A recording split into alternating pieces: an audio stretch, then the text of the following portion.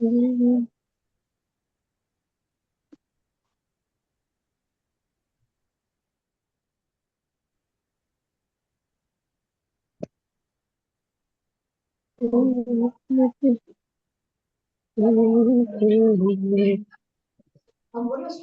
है, ये बना दे दिया। कर ले शो माँ, एक बार सब्जी, एक सब्जी बना दे शो, बना ले शो एक सब्जी और हम बस।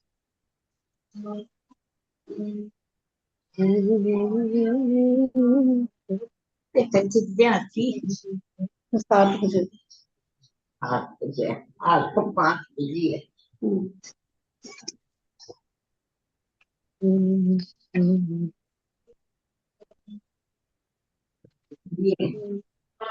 से शुरू करेंगे।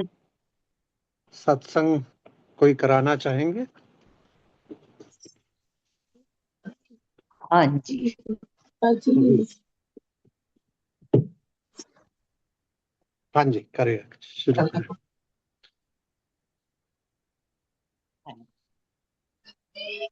हरे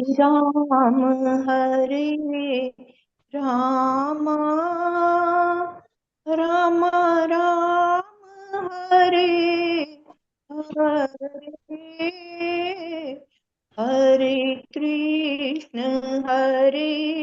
कृष्ण कृष्ण हरे हरे,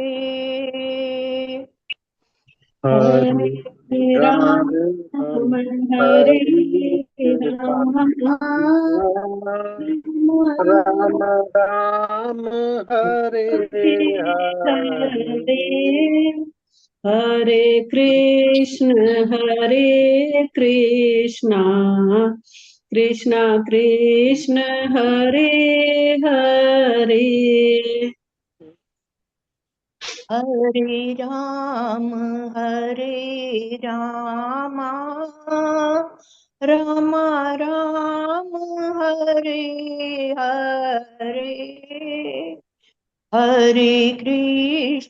हरे कृष्ण कृष्ण कृष्ण हरे हरे, हरे राम राम राम राम हरे हरे, हरे कृष्ण कृष्ण कृष्ण हरे हरे, हरे राम राम राम हरे हरे, हरे कृष्ण कृष्ण कृष्ण हरे हरे, हरे राम राम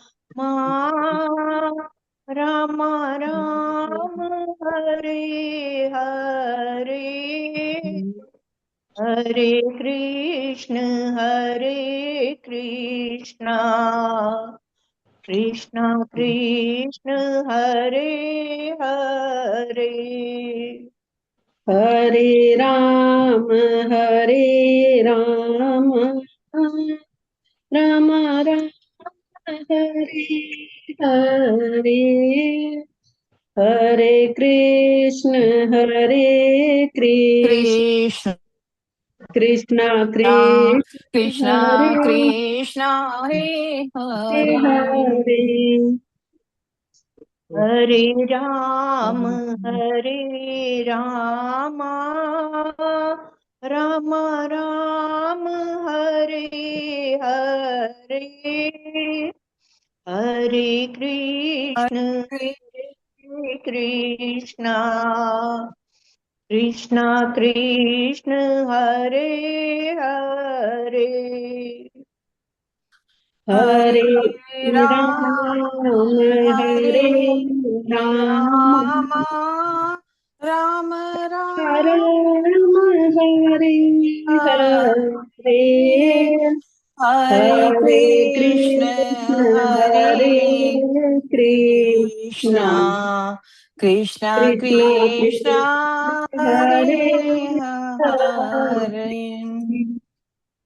हरे हरे कृष्ण, हरे हरे कृष्ण कृष्ण, हरे कृष्ण, हरे कृष्ण, हरे कृष्ण। हरे कृष्ण, हरे कृष्ण, हरे कृष्ण दीदी, हरे कृष्ण। हरे प्रार्थना कृष्ण। से शुरू करते हैं। नहीं है मेरा यह संसार, ना है यह मेरे लिए, सभी है कृष्ण के, तभी तो प्यारे हैं वे सदा। मेरे तो है कृष्ण केवल, दूसरा ना कोई, जैसा भी हूँ उन्हीं का हूँ, शरण में हूँ उनकी सदा। सुख दुख नहीं जग में, सिर्फ हैं परिस्थितियां, है सभी प्रसाद प्रभु की, लो लगे श्री कृष्ण से सदा, लो लगे श्री कृष्ण से सदा। निवेदन 3 श्लोकों के लिए आदरणीय रीता दीदी से। हरे कृष्ण। हरे कृष्ण। सच्चिदानंद रूपाय विश्वपादिहेतवे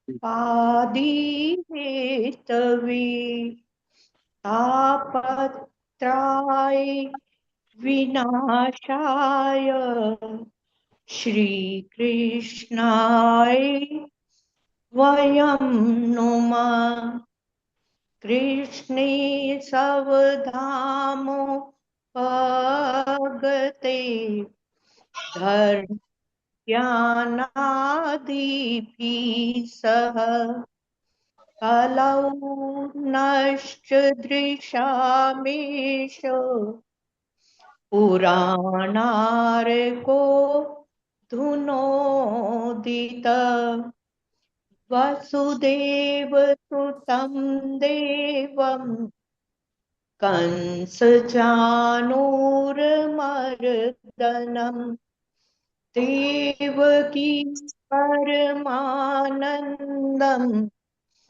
कृष्णं वन्दे जगद्गुरुम् कृष्णं वन्दे जगद्गुरुम्। हरे कृष्ण। हरे कृष्णा दीदी। हरे कृष्णा। निवेदन आदरणीय विजय शर्मा दीदी से पंचरत्न दिव्य श्लोक के लिए। हरे कृष्ण सर। हरे कृष्णा दीदी। हरे कृष्णा। अयोऽपि सन्नव्ययात्मा भूतानामीश्वरोऽपि सन् प्रकृतिं स्वामधिष्ठाय सम्भवामि आत्ममायया। यदा यदा हि धर्मस्य ग्लानिर्भवति भारत अभ्युत्थानम् अधर्मस्य तदात्मानं सृजाम्यहम्। परित्राणाय साधूनां विनाशाय च दुष्कृतां धर्म संस्थापनार्थाय संभवामि युगे युगे। जन्म कर्म च मे दिव्यम् एवं यो वेत्ति तत्त्वतः त्यक्त्वा देहं पुनर्जन्म नयति मामहति सोऽर्जुन। वीतराग भय क्रोधा मन्मया मामुपाश्रिता बहवो ज्ञान तपसा पूता मद्भावम् आगता। हरे कृष्ण सर। हरे कृष्ण। हरे कृष्ण।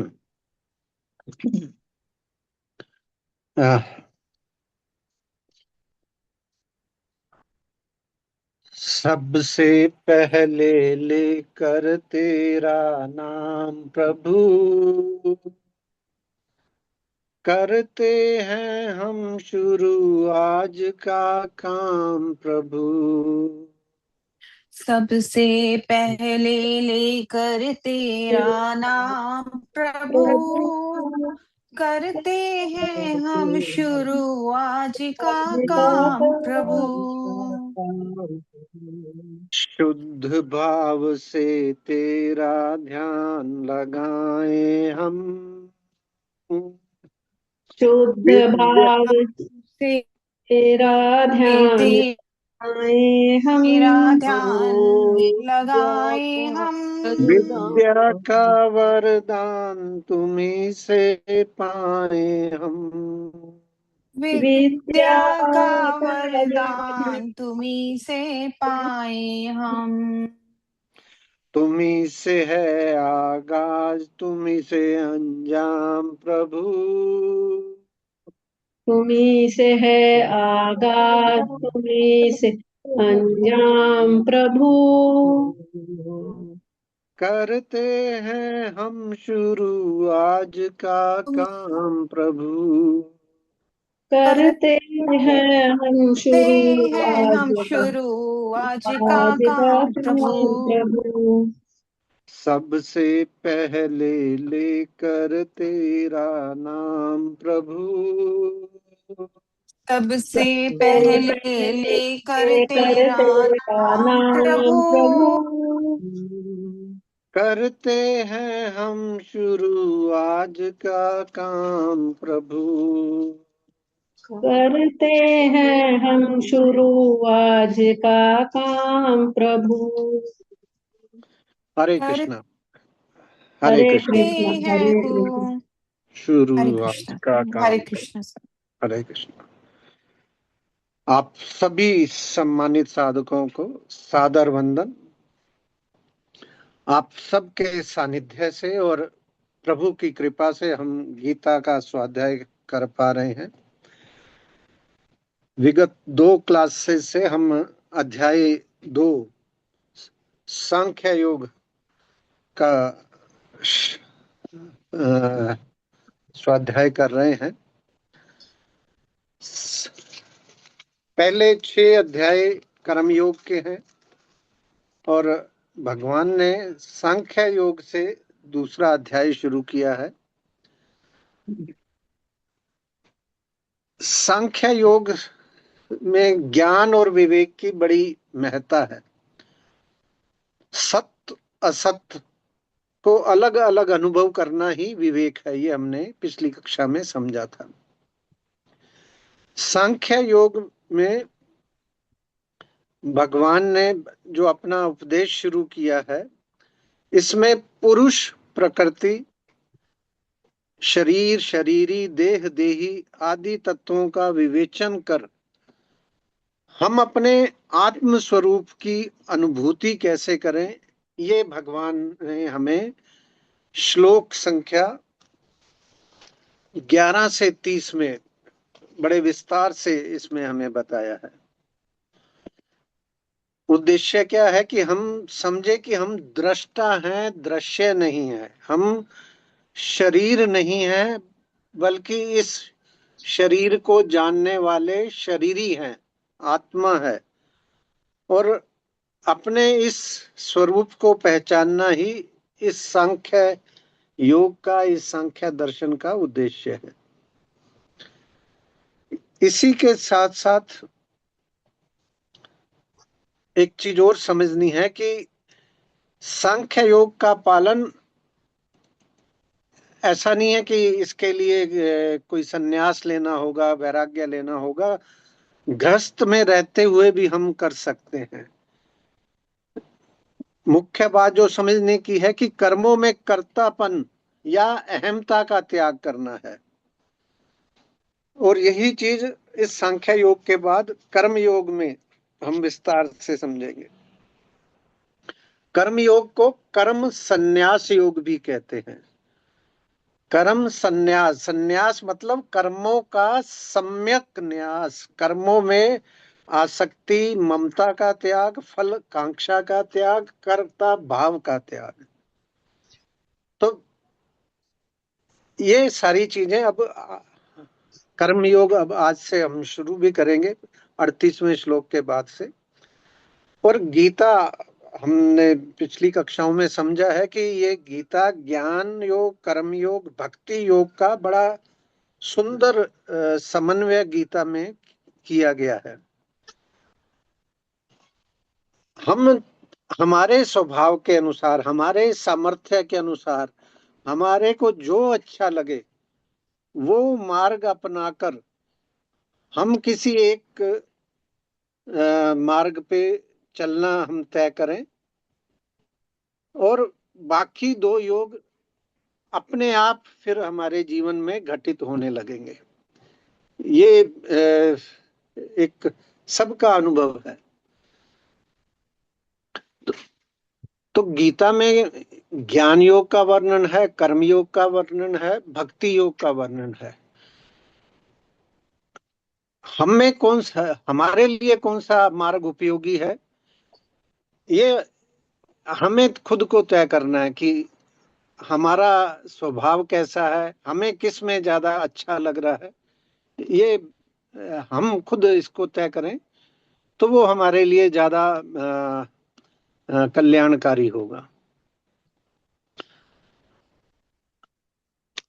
गीता का सबसे सुंदर और गहरा रहस्य भी यही है कि ये कोई एक मार्ग नहीं बताती, बल्कि ये कहती है कि ये तीनों मार्गों को सीढ़ियों की तरह हम इसको हमारे अध्यात्म यात्रा में इसको हमें इस्तेमाल करना चाहिए। गीता की शुरुआत अध्याय 1 में हमने देखा था, विषाद योग से शुरू होती है। हम सबके जीवन में सुख दुख आते रहते हैं, तरह तरह के द्वंद आते रहते हैं। जैसे अर्जुन कहता है कि मैं युद्ध नहीं कर सकता, मेरे दोनों ओर अपने खड़े हैं, मैं किसको मारूं। तो भगवान फिर इसीलिए ज्ञान योग का उपदेश देते हैं। सांख्य योग से शुरू करते हैं कि अर्जुन, तू शरीर नहीं आत्मा है, शरीर नहीं शरीरी है। आत्मा ना मरती है, ना कटती है, ना जलती है। हमने पिछली कक्षा में भी समझा। और जैसे मनुष्य पुराने वस्त्रों को छोड़कर नए वस्त्र धारण करता है, वैसे ही आत्मा अपने शरीरों को बदलते हुए अपनी यात्रा पूर्ण करती है। तो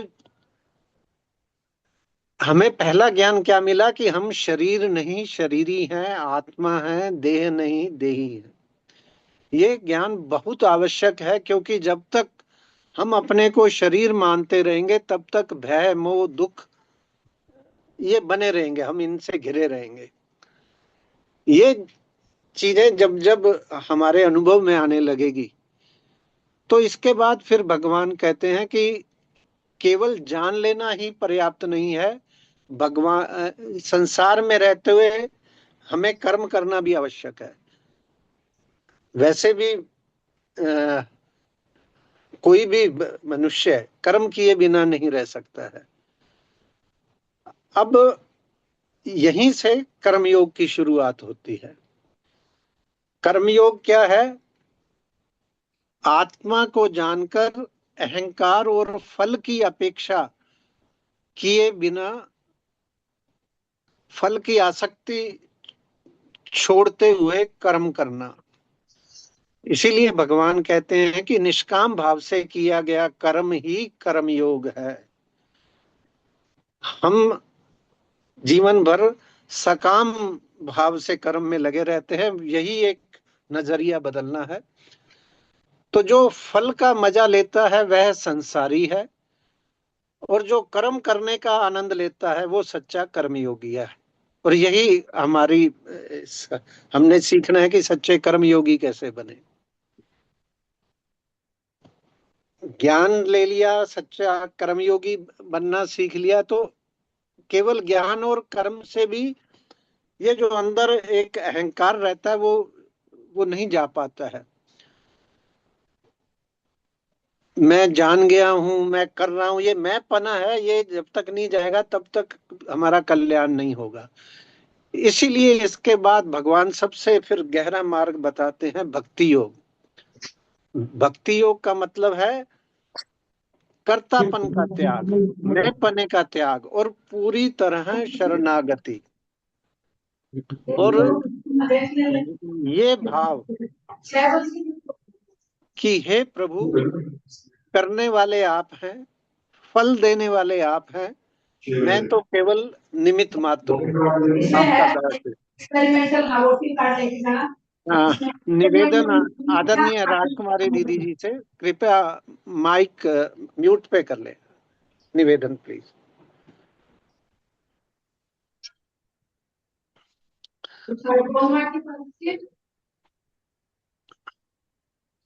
तो जब मनुष्य अपने कर्म, मन, तन, फल सब परमात्मा को समर्पित कर देता है, शरणागत हो जाता है, तो अपने आप उसके जीवन में हल्कापन आ जाता है। वो इतना सारा जो बोझ उसने अपने कंधों पे बिना मतलब डाल रखा था, वो अपने आप हट जाता है और वो बहुत हल्कापन महसूस करता है। सर आवाज आनी बंद हो गई है।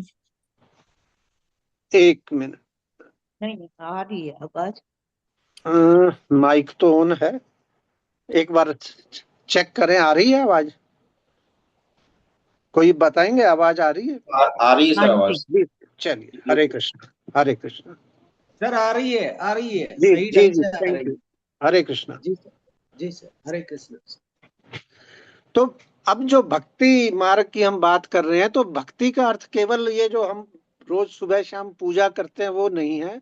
भक्ति का अर्थ है टोटल सरेंडर, पूर्ण समर्पण और प्रभु प्रेम। इस प्रकार गीता हमें यह नहीं सिखाती कि ज्ञान योग अलग है, कर्म योग अलग है, भक्ति योग अलग है, बल्कि गीता सिखाती है कि पहले ये जान लो, ज्ञान ले लो कि मैं आत्मा हूं, फिर ये समझ लो कि कर्म योगी कैसे बनना है, निष्काम भाव से कर्म करना है, और फिर भक्ति योग, अंत में भक्ति योग की सब कुछ परमात्मा को समर्पित कर देना है। तो ये तीनों मिलकर हमारा जीवन को पूर्णता प्रदान करते हैं। तो ये हमारी अब इसकी यात्रा रहेगी।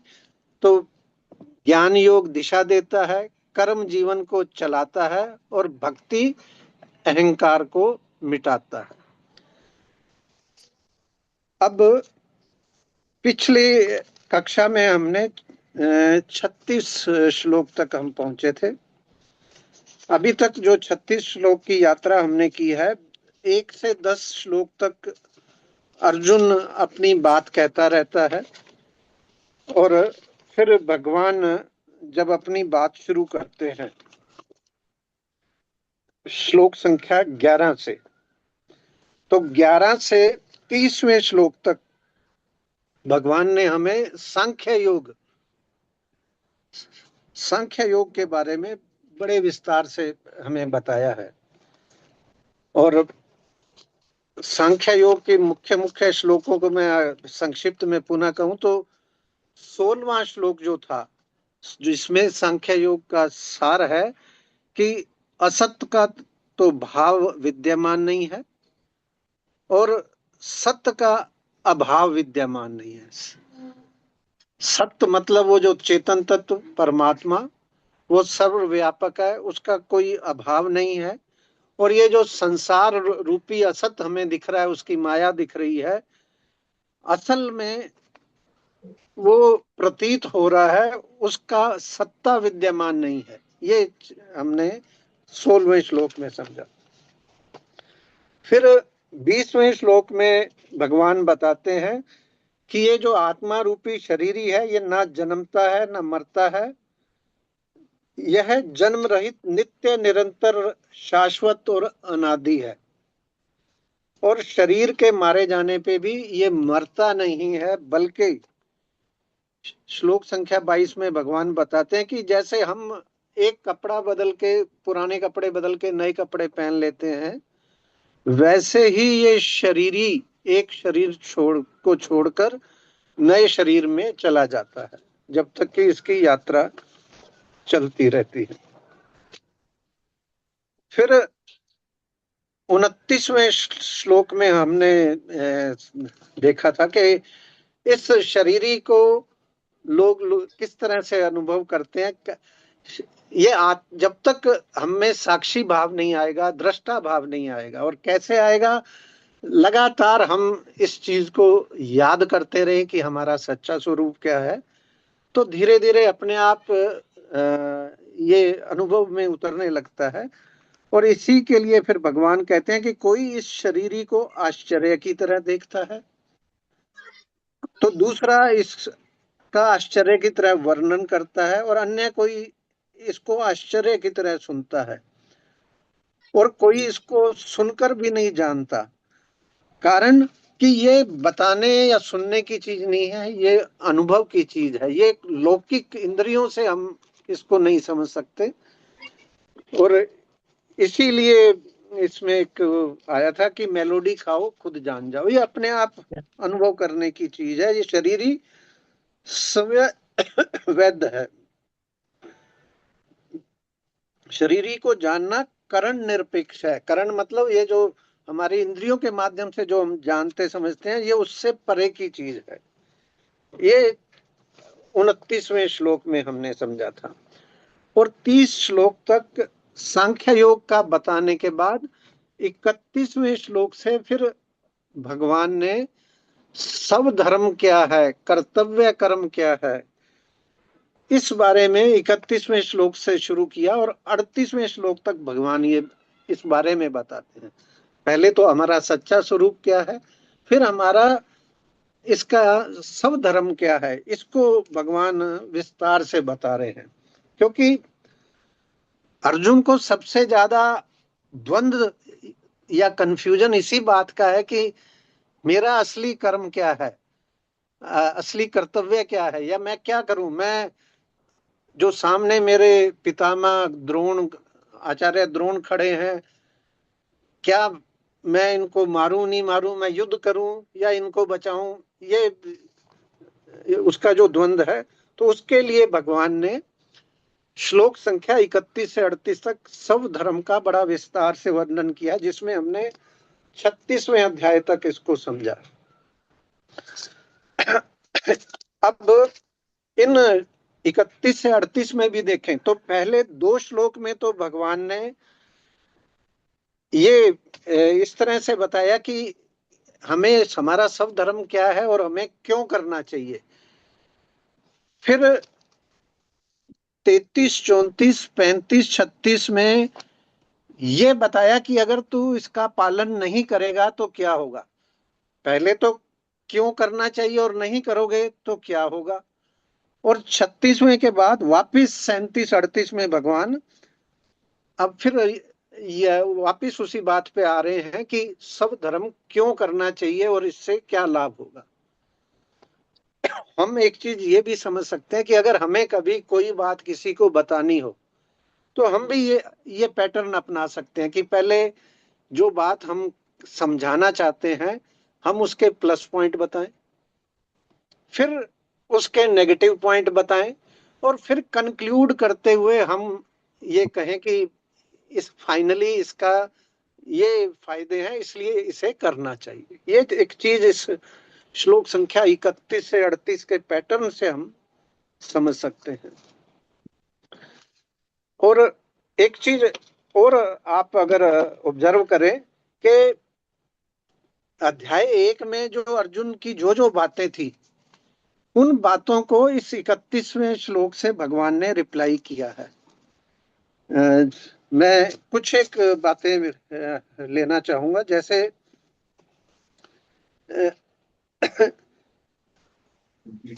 पिछले अध्याय 1 का जो 31वां श्लोक हम देखते हैं, जहां अर्जुन कह रहे हैं 31वें श्लोक में कि मैं लक्षणों को विपरीत देख रहा हूं और युद्ध में सब जनों को मारकर भी कोई लाभ नहीं देख रहा हूं। तो इस 31वें श्लोक का रिप्लाई भगवान यहाँ 31वें में क्या दे रहे हैं कि अपने क्षत्रिय धर्म को देखकर तुम्हें कर्तव्य कर्म से विचलित नहीं होना चाहिए। वहां वो जो कंफ्यूजन हो रहा है उसका रिप्लाई भगवान यहाँ 31 में, 1.31 का रिप्लाई 2.31 में भगवान कर रहे हैं। क्योंकि धर्म में युद्ध से बढ़कर क्षत्रिय के लिए कोई दूसरा कल्याणकारक कर्म नहीं है।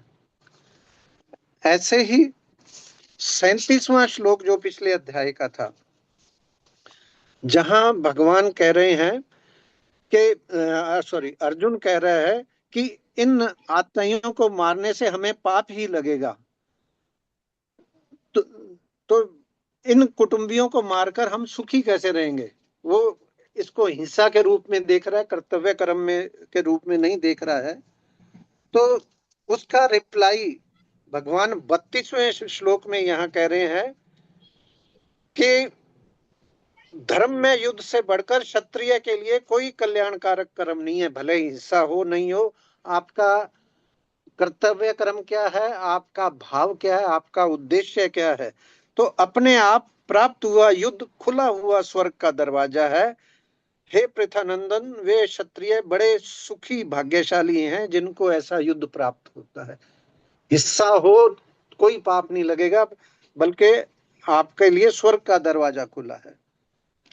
फिर 44वें श्लोक में अर्जुन का अभी भी मताग्रह और द्वंद्व जारी है, तो वो कह रहा है कि वर्ण संकर पैदा होंगे, कुल धर्म नष्ट हो जाएगा और मनुष्य का नरकों में जाना पड़ेगा। तो इस 44 का रिप्लाई भी भगवान इसी 32वें और 33वें में तो वो कह ही रहे हैं कि स्वर्ग का दरवाजा, और 33वें में भगवान कह रहे हैं कि अगर तू धर्म में युद्ध नहीं करेगा तो अपने धर्म और कीर्ति का त्याग करके पाप को प्राप्त होगा। तू नरकों की बात कर रहा है, बल्कि नहीं करने पे तुझको पाप लगेगा। तो एक एक चीज जो अर्जुन ने अध्याय 1 में उठाई थी, उन सब का रिप्लाई भगवान एक एक करके यहाँ 1 से 38 में कर रहे हैं। तो 36वें तक हमने इसका अध्ययन किया था। पहले 2 में भगवान ने बताया कि क्यों करना चाहिए, फिर 4 में बताया कि नहीं करोगे तो क्या होगा। अब 37 से हम आज की कक्षा शुरू करते हैं कि यहाँ ऐसा लग सकता है कि मानो श्री कृष्ण अर्जुन को स्वर्ग और पृथ्वी के राज्य की बात कहकर युद्ध के लिए ललचा रहे हो, लेकिन ऐसा नहीं है। भगवान युद्ध रूपी कर्तव्य कर्म के पालन से होने वाली लौकिक परलौकिक लाभ बता रहे हैं, और ये चीज तो हमें गांठ बांध लेनी चाहिए कि भगवान की बात मानने में ही हम सब की भलाई है। जो इस गीता में भगवान ने कहा है उससे बढ़कर हमारे लिए कल्याणकारी चीज और कोई नहीं है। तो 37वें श्लोक से आज की कक्षा शुरू कर रहे हैं। हतो वा प्राप्स्यासि स्वर्ग जित्वा वा भोक्ष्यसे महीम् तस्मादुत्तिष्ठ कौन्तेय युद्धाय कृत निश्चया। अगर तू युद्ध में मारा जाएगा तो तुझे स्वर्ग की प्राप्ति होगी, और अगर तू जीत जाएगा तो पृथ्वी का राज्य भोगेगा। अतः हे कुंती नंदन, तू युद्ध के लिए निश्चय करके खड़ा हो जा।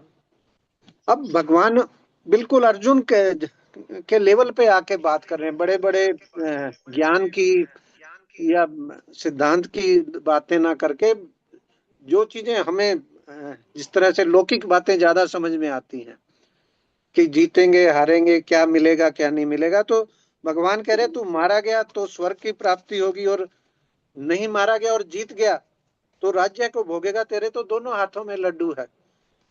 तो इसलिए फिर भगवान युद्ध की आज्ञा दे रहे हैं, क्योंकि जो तत्व देह देही के विवेक से मिलता है वही स्वधर्म के पालन से भी मिलता है।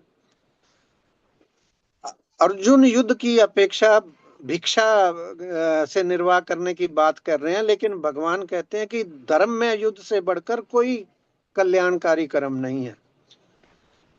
ये चीज हमें समझनी चाहिए कि सब धर्म पालन सबसे महत्वपूर्ण है। यमराज भी कहते हैं कि सर्वश्रेष्ठ धर्म है श्री कृष्ण की आज्ञा का पालन, उनकी प्रेमा भक्ति प्राप्त कर लेना, उनके शरणागत हो जाना। तो ज्ञान योग में हमने क्या समझा था कि स्पष्ट विवेक और तीव्र वैराग्य, बिल्कुल अंदर से उत्कट एक इच्छा है, एक सब कुछ छोड़ के भगवान भगवत प्राप्ति का जो मन में आ जाए, तो ज्ञान योग की योग्यता अर्जित करने के लिए भी कर्म योग क्या है? वर्णाश्रम से नियत कर्तव्य कर्म का निष्काम भाव से पालन करना जरूरी है। हम सभी रजोगुणी हैं, तो जब तक कर्तव्य कर्म नहीं करेंगे, हम अंदर से हमारे अंदर वो ज्ञान योग की बातें हमें अंदर ग्रहण नहीं कर पाएंगे। अब 38वें श्लोक में भगवान एक सबसे महत्वपूर्ण जो एक चीज हमें दे रहे हैं, सबसे मेरे हिसाब से इम्पोर्टेंट टेक अवे है गीता का, समता। समता क्या है वो भगवान हमें यहाँ बता रहे हैं कि श्लोक संख्या 38, सुख दुखे समे कृत्वा लाभा लाभो जया जयो ततो युद्धाय युज्यस्व नैवं पापमवाप्स्यसि। के जय पराजय, लाभ हानि, सुख दुख को समान करके युद्ध में लग जा, इस प्रकार युद्ध करते तू पाप को प्राप्त नहीं होगा। तो यहाँ भगवान ने पहली बार समता का उल्लेख किया है। समता अर्थात के अनुकूल प्रतिकूल सब तरह की परिस्थितियों में समभाव में रहना। और समता तभी रह सकती है जब हमारा उद्देश्य दृढ़ हो। उद्देश्य क्या हो? भगवत प्राप्ति का। जब तक बिल्कुल मन से नहीं होगा, तो अनुकूल प्रतिकूल परिस्थितियों में भी फिर हम प्रभावित नहीं होंगे, क्योंकि हमारी दृष्टि फिर इन सांसारिक सुख दुख पे नहीं होगी, उससे कहीं विराट लक्ष्य पे होगी। अब ये सुख दुख क्या है? कोई चीज हमारी अपेक्षा के अनुरूप हो तो वो हमें सुख लगता है, जो हमारे अपेक्षा के अनुसार नहीं हो वो हमें दुख लगता है। इसी वजह से सुख से हमें राग हो जाता है और दुख से हम द्वेष करने लगते हैं। तो सुख दुख सापेक्ष हैं, एब्सोल्यूट नहीं है, और आने जाने वाले हैं। ऐसा भी नहीं है कि सुख आया तो वो पूरी उम्र सुख रहेगा, या दुख आया तो पूरी उम्र दुख रहेगा। सुख के पीछे पीछे दुख आने को तैयार है, और दुख के पीछे पीछे सुख आने को तैयार रहता है। तो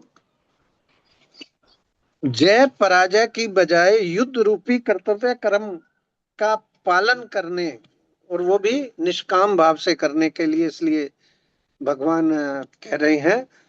क्योंकि हमने पहले भी चर्चा की थी, देखिए सुख आता है तो हमें समझना चाहिए कि पिछले जन्म के प्रारब्ध से सुख खा रहे हैं, यानी कि हमारे पुण्य कटने शुरू, कम होने शुरू हो गए हैं। हमें उसमें बहुत ज्यादा खुश नहीं होना चाहिए, बल्कि हमें और पुण्य करने में लग जाना चाहिए। और दुख आ रहे हैं मतलब हमारे पुराने पाप कट रहे हैं, तो उसमें तो हमें खुश होना चाहिए कि पुराने पाप कट जाएंगे तो हमें इस कर्म बंधन से मुक्ति मिलेगी।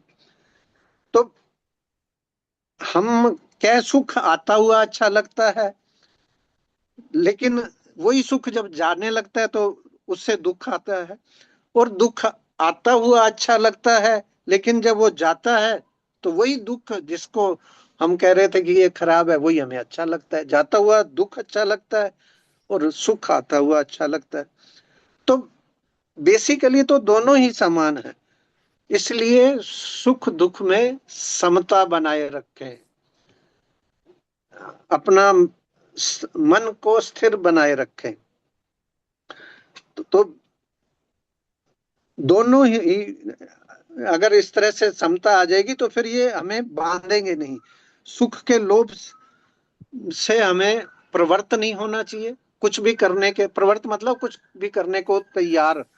तो सुख के लोभ से प्रवृत्ति का भाव नहीं रखना चाहिए, और दुख के भय से निवृत्ति ना हो। दुख होगा इस वजह से हम करें नहीं, निवृत्त ना हो। तो हमेशा जो सामने आए सहज भाव से स्वीकार करें और अपना कर्तव्य कर्म करके बिल्कुल समभाव में हम आगे बढ़ते रहें। ये भगवान यहाँ हमें इस श्लोक संख्या 38 में हमें बताना चाह रहे हैं।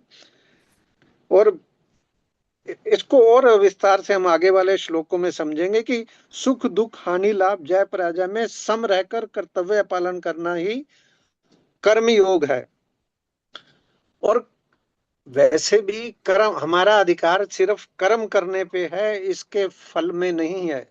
इसी अध्याय में 47वें 48वें श्लोक में कर्मण्येवाधिकारस्ते मा फलेषु कदाचन में हम इसको और अच्छे से समझेंगे। तो जब फल में अधिकार ही नहीं है तो फिर उसके लिए क्यों परेशान होना। इसलिए फल इच्छा का त्याग ही असली वैराग्य है, असली संन्यास है।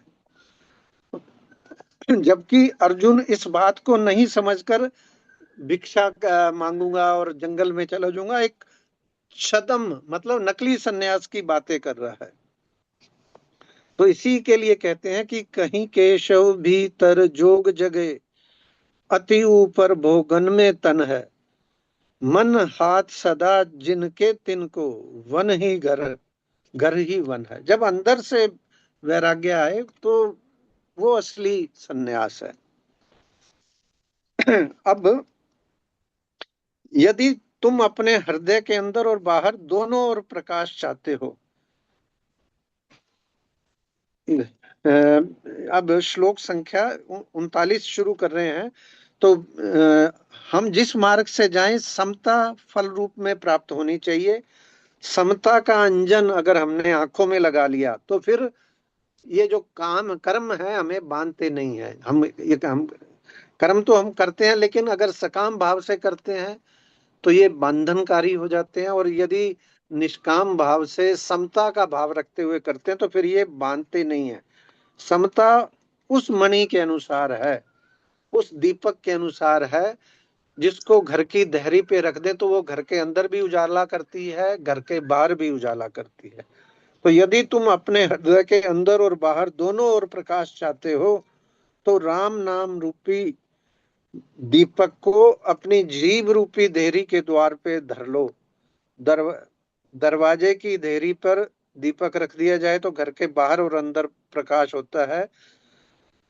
यही लाभ समता से। और राम नाम एक नई बात हो, रायन जो एक नाम जप की हम बात करते हैं, तो नाम जप जो राम नाम का हम करते रहे तो वो हमारा अंतःकरण भी शुद्ध करती है, वो हमारा बाह्य संसार भी संवारती है। अब समता की इस महिमा को अब कर्म योग इसमें हम और अच्छे से समझना शुरू करते हैं। 39वें श्लोक से अब कर्म योग शुरू हो रहा है। तो निवेदन आदरणीय है रीता दीदी से श्लोक संख्या 39-40 के लिए। हरे कृष्ण। हरे कृष्ण दीदी। एषा ते अभिहिता सांख्ये बुद्धे योगे, तव इमाम शृणु बुद्ध्या युक्तो यया पार्थ, कर्म बंध प्रयायसि ने अभिक्रम नाशोस्ति, प्रत्यवायो न विद्यते, स्वल्पम अस्य धर्मस्य, त्रायते महतो भयात्। हे पार्थ, यह हम बुद्धि तेरे लिए पहले सांख्य योग में कही गई है, और अब तू इसको कर्म योग के विषय में सुन। जिस संबुद्धि से युक्त हुआ तो कर्म बंधन का त्याग कर देगा। मनुष्य लोक में इस संबुद्धि रूप धर्म के आरंभ का नाश नहीं होता, तथा इसके अनुष्ठान का उल्टा फल भी नहीं होता, और इसको थोड़ा सा भी अनुष्ठान जन्म मरण रूप महान भय से रक्षा कर लेता है। हरे कृष्ण। हरे कृष्णा हरे कृष्णा। 39वां श्लोक आपने गौर किया होगा। गीता में अधिकतर श्लोक 4 पदों में तो है ही, लेकिन 4 पद में भी 8-8 अक्षरों के हैं। कुछ श्लोक ऐसे हैं जो 11-11 के हैं, तो 39वां श्लोक उस तरह से है। अब इसमें क्या कह रहे हैं कि यह समबुद्धि तेरे लिए सांख्य योग में कही गई थी, और अब तो इसको कर्म योग, ज्ञान योग के साथ साथ कर्म योग में कैसे इसको समझा जाए, तो भगवान जिस समबुद्धि से युक्त हुआ तो कर्म बंधन का त्याग कर देगा। कर्म बंधन कब होता है? जब हम में राग द्वेष होता है या द्वंद्व होता है। द्वंद्व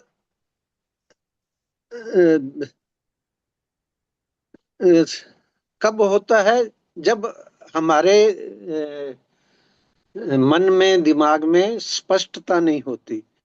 तो जब हम दुखों से राग से, सुखों से राग से विषमता देखते हैं, विषमता मतलब किसी को अच्छा देखते हैं, किसी को बुरा देखते हैं, तो कर्म योग में उसमें कैसे समता लाएं? राग द्वेष आती है विषमता से, कुछ चीजें हमें पसंद है, कुछ नहीं है, लेकिन कर्म योग सभी को समभाव से देखना हमें सिखाता है। तो इसीलिए राग द्वेष से जब नजरिए से हम देखते हैं तो वो पाप का हेतु बनता है, और जब उसी को हम समता के भाव से देखने लगते हैं तो फिर वो पाप का हेतु नहीं होता, और पाप का हेतु नहीं होता तो वो बंधनकारी नहीं रहता है। तो जो निष्काम भाव से किए गए कर्म इसीलिए बंधनकारी नहीं है, और कर्म करने में हमें हमेशा इसीलिए समता रखनी चाहिए। तो कर्तव्य का त्याग, किस कर्तव्य का हमें त्याग करना चाहिए और किसका पालन करना चाहिए, ये चीज भगवान हमें यहाँ बताएंगे। तो कर्तव्य कर्म योग में निश्चयात्मक बुद्धि की बड़ी महिमा है। जब तक पहली बात हमें ज्ञान नहीं होगा कि क्या करना चाहिए, और जो ज्ञान लेकर लें फिर उसको, उसके प्रति हम दृढ़ भाव नहीं ले आए, एक निश्चयात्मक बुद्धि हमारी नहीं हो जाए, तो अगर एक निश्चयात्मक बुद्धि नहीं होगी तो कभी हम इधर दौड़ेंगे, कभी उधर दौड़ेंगे, और अंततः कुछ भी हासिल नहीं कर पाएंगे। इसीलिए कर्मयोग को भगवान ने बुद्धि योग भी कहा है। बुद्धि जब हमने शरीर को रथ के रूप में समझा था कि ये शरीर रूपी रथ में इंद्रियां 5 घोड़े के रूप में है, इन 5 घोड़ों की लगाम मन के पास है, और मन का स्वामी बुद्धि पीछे बैठी है सारथी रूप में। लगाम किसके हाथ में? बुद्धि रूपी सारथी के रूप में। तो बुद्धि शरीर रूपी रथ की सारथी है। अतः अत्यंत महत्वपूर्ण है कि इस बुद्धि में परमात्म प्राप्ति का दृढ़ निश्चय बन जाए, तो यही बुद्धि हमें फिर भगवान से मिलाने वाली हो जाएगी। इसीलिए इसको कर्मयोग को बुद्धि योग भी कहा गया है। और कर्म बंध प्रहास्यसी, अर्थात कर्म बंध से मुक्त हो जाना। कर्म बांधते कब है? जब हम सकाम भाव से करते हैं, और जब समता में रहते हुए निष्काम भाव से कर्म करते हैं तो कर्म फिर बंधनकारी नहीं रहते। क्योंकि एक चीज हमने पिछली कक्षा में भी समझी थी, अब इसमें भी आगे जिक्र आएगा कि कोई भी कर्म करते हैं तो 4 चीजें हैं। क्या पदार्थ हम उसमें यूज करते हैं, पदार्थ से ज्यादा महत्वपूर्ण है कि क्या क्रिया हम करते हैं। क्रिया से भी महत्वपूर्ण है कि हमारा भाव क्या है उस कर्म को करने का, और भाव से भी महत्वपूर्ण है उद्देश्य क्या है। तो कर्म के पीछे भाव और उद्देश्य ज्यादा महत्वपूर्ण है। तो समता में रहते हुए निष्काम भाव से कर्तव्य पालन का उद्देश्य हो तो समता कर्म बंधन का नाश कर देती है। ये इस समता का सबसे बड़ा जो महत्व है वो समझने वाली चीज है। अब श्लोक संख्या 2.40 में जो भगवान ने कहा है, समता के 3 बातें कही है कि मनुष्य लोक में समबुद्धि रूप धर्म के आरंभ का नाश नहीं होता है।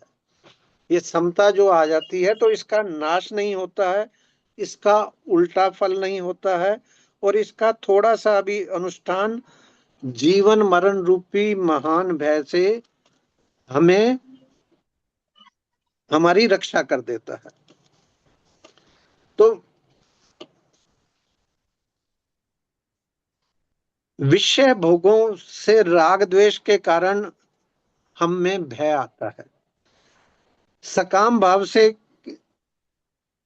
किए गए यज्ञ, कोई यज्ञ तप भी अगर हम सकाम भाव से करते हैं तो उसमें अगर कोई मंत्र गलत पढ़ ले तो उसका उल्टा फल मिलता है। लेकिन निष्काम भाव से करते हैं तो फिर ये चीजें प्रभावी नहीं होती। ये चीज भी हमने समझी थी। वही चीज यहाँ कह रहे हैं भगवान कि समता के आरंभ का नाश नहीं होता। एक बार दृढ़ निश्चय कर लिया तो वो दृढ़ निश्चय बुद्धि में जाता है, मतलब बुद्धि के थ्रू आपके अंदर मैं जो आपकी आत्मा है, जो शरीरी है, उसमें आ जाता है। और ये दृढ़ निश्चय फिर हमें भगवान के सम्मुख कर देता है। कैसे कर देता है? ये इसमें एक अजामिल का प्रसंग है। इसमें अजामिल एक ब्राह्मण था, एक अच्छा साधक था। एक बार वो कहीं से लौट रहा था तो उसने किसी जोड़े को रति क्रिया में देख लिया। तो उसके दिमाग में वो दृश्य घर कर गया और बार बार वही विचार आने लगे, और वो विचार इतने प्रभावी हो गए कि वो एक वेश्या के संग में पड़ गया। और उस संग में पड़ा तो फिर शराब भी पीने लग गया और सारे कुसंग, सारी बुरी आदतें उसमें आ गई। उसके अपने बच्चे थे, लेकिन बाद में एक 7वां या 8वां बच्चा, जो सबसे छोटा बच्चा हुआ, उसका नाम उसने नारायण रख दिया। और जैसा हम सबके साथ होता है, घर में सबसे छोटे बच्चे से सबका बड़ा स्नेह रहता है, तो उसको भी अपने उस सबसे छोटे बच्चे से बड़ा स्नेह रहता था कि नारायण आओ खा लो, आओ खेलें। वो नारायण नारायण का जाप करता रहता था। तो उसका जब अंत समय आया, बीमार पड़ा और अंत समय आया, तो यमदूत उसको जब लेने आए और जैसे उसको पकड़ना चाहा तो उसने घबरा के, चूंकि उसका अपने बेटे से बड़ा मोह था, तो उसने घबरा के बेटे को पुकारा, नारायण नारायण।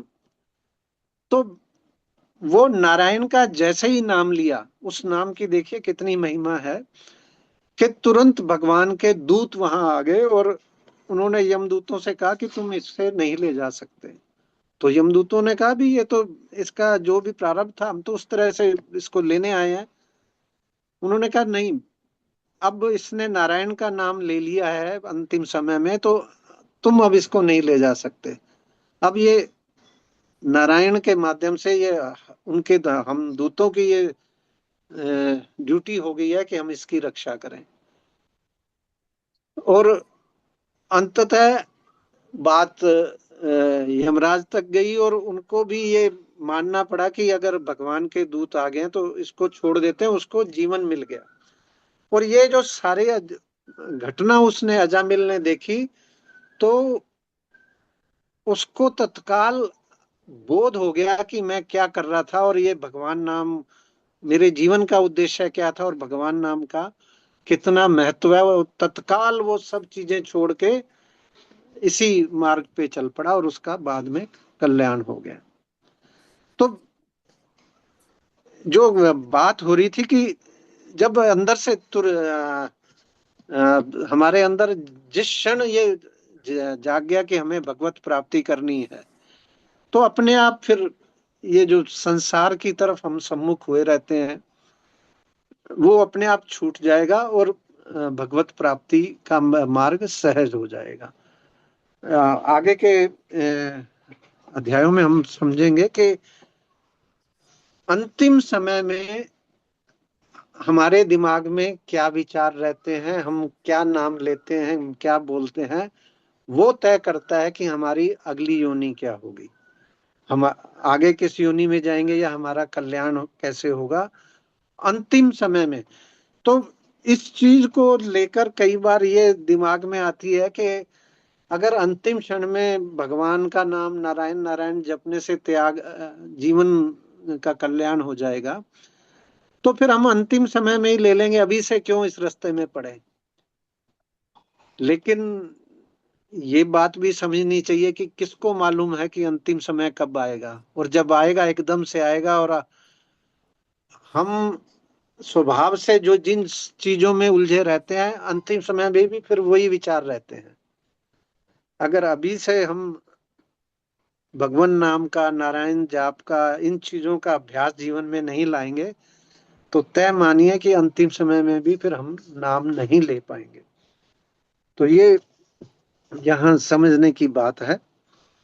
अब प्रत्यवायो न विद्यते, समता के अनुष्ठान का उल्टा फल नहीं होता, चाहे इसके अनुष्ठान में कोई कमी रह जाए, क्योंकि उद्देश्य समता प्राप्ति है, निष्कामता का है। लेकिन सकाम भाव से किए जाने वाले किसी यज्ञ दान विधि विधान में कोई अशुद्धि रह जाए तो उसका फल उल्टा हो जाता है। एक छोटा सा प्रसंग त्वष्टा ऋषि का आता है। उनका किसी वजह से इंद्र से मतभेद हो गया, तो इंद्र के विनाश के लिए उन्होंने यज्ञ किया, और उस यज्ञ से जो यज्ञ पुत्र उत्पन्न हुआ उसको उन्होंने इंद्र के साथ युद्ध के लिए किया। लेकिन उसमें जरा सा उस प्रक्रिया में अशुद्धि आने से वो उनका सारा प्रयास निष्फल हो गया। लेकिन भगवान कहते हैं कि समता के भाव से और निष्कामता से भाव से आप जो भी करते हो उसमें अगर कोई अशुद्धि भी हो जाए तो उसका कोई उल्टा फल नहीं होता। इसको हम यूं भी समझ सकते हैं कि जब हम समता के भाव में होते हैं, निष्कामता में होते हैं, तो हमारी कोई अपेक्षा ही नहीं होती, हमारी कोई चाहना नहीं होती। तो जब कोई चाहना ही नहीं है, कुछ पाने की इच्छा ही नहीं है, तो फिर उल्टा क्या होगा, जो भी होगा वो सही ही होगा। ये यहाँ हमें समझने की है। तो समबुद्धि धर्म का नाश नहीं होता, उल्टा फल नहीं होता, और इसका थोड़ा सा भी अनुष्ठान जीवन मरण के महान भय से रक्षा कर लेता है।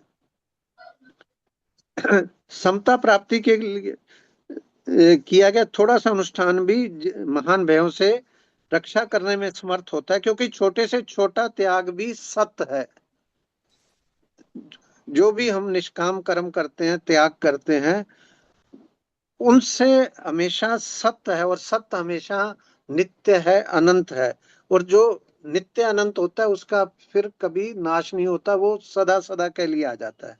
तो बड़े से बड़ा कर्म भी यदि सकाम भाव से हो, वो भले आपको सकाम भाव से किया हुआ कुछ पुण्य मिल भी जाए, लेकिन वो नियत समय पे आपको उसका सुख देके समाप्त हो जाएगा। ये यहाँ हमें समझना चाहिए। तो हमेशा निष्काम भाव से करना चाहिए, और उसका जो फल प्राप्त होता है वो नित्य, निरंतर, सदा स्थायी होता है, सदा सहायी होता है। अब आगे इसको हम समझें कि परमात्म प्राप्ति का दृढ़ निश्चय या हमारी लगन ही हमें लक्ष्य तक पहुंचाती है, कोई साधन नहीं। परमात्मा प्राप्ति उस प्रभु की कृपा से होती है, ना कि हम सोचें कि हम रोज पूजा पाठ करें, हम यज्ञ तप करें, दान करें। ये उस मार्ग पे हमें आगे बढ़ाते हैं, अंतःकरण की शुद्धि करते हैं, लेकिन परमात्मा प्राप्ति तो प्रभु की कृपा से होगी। और प्रभु केवल और केवल भाव देखते हैं, भाव के भूखे हैं, उद्देश्य देखते हैं।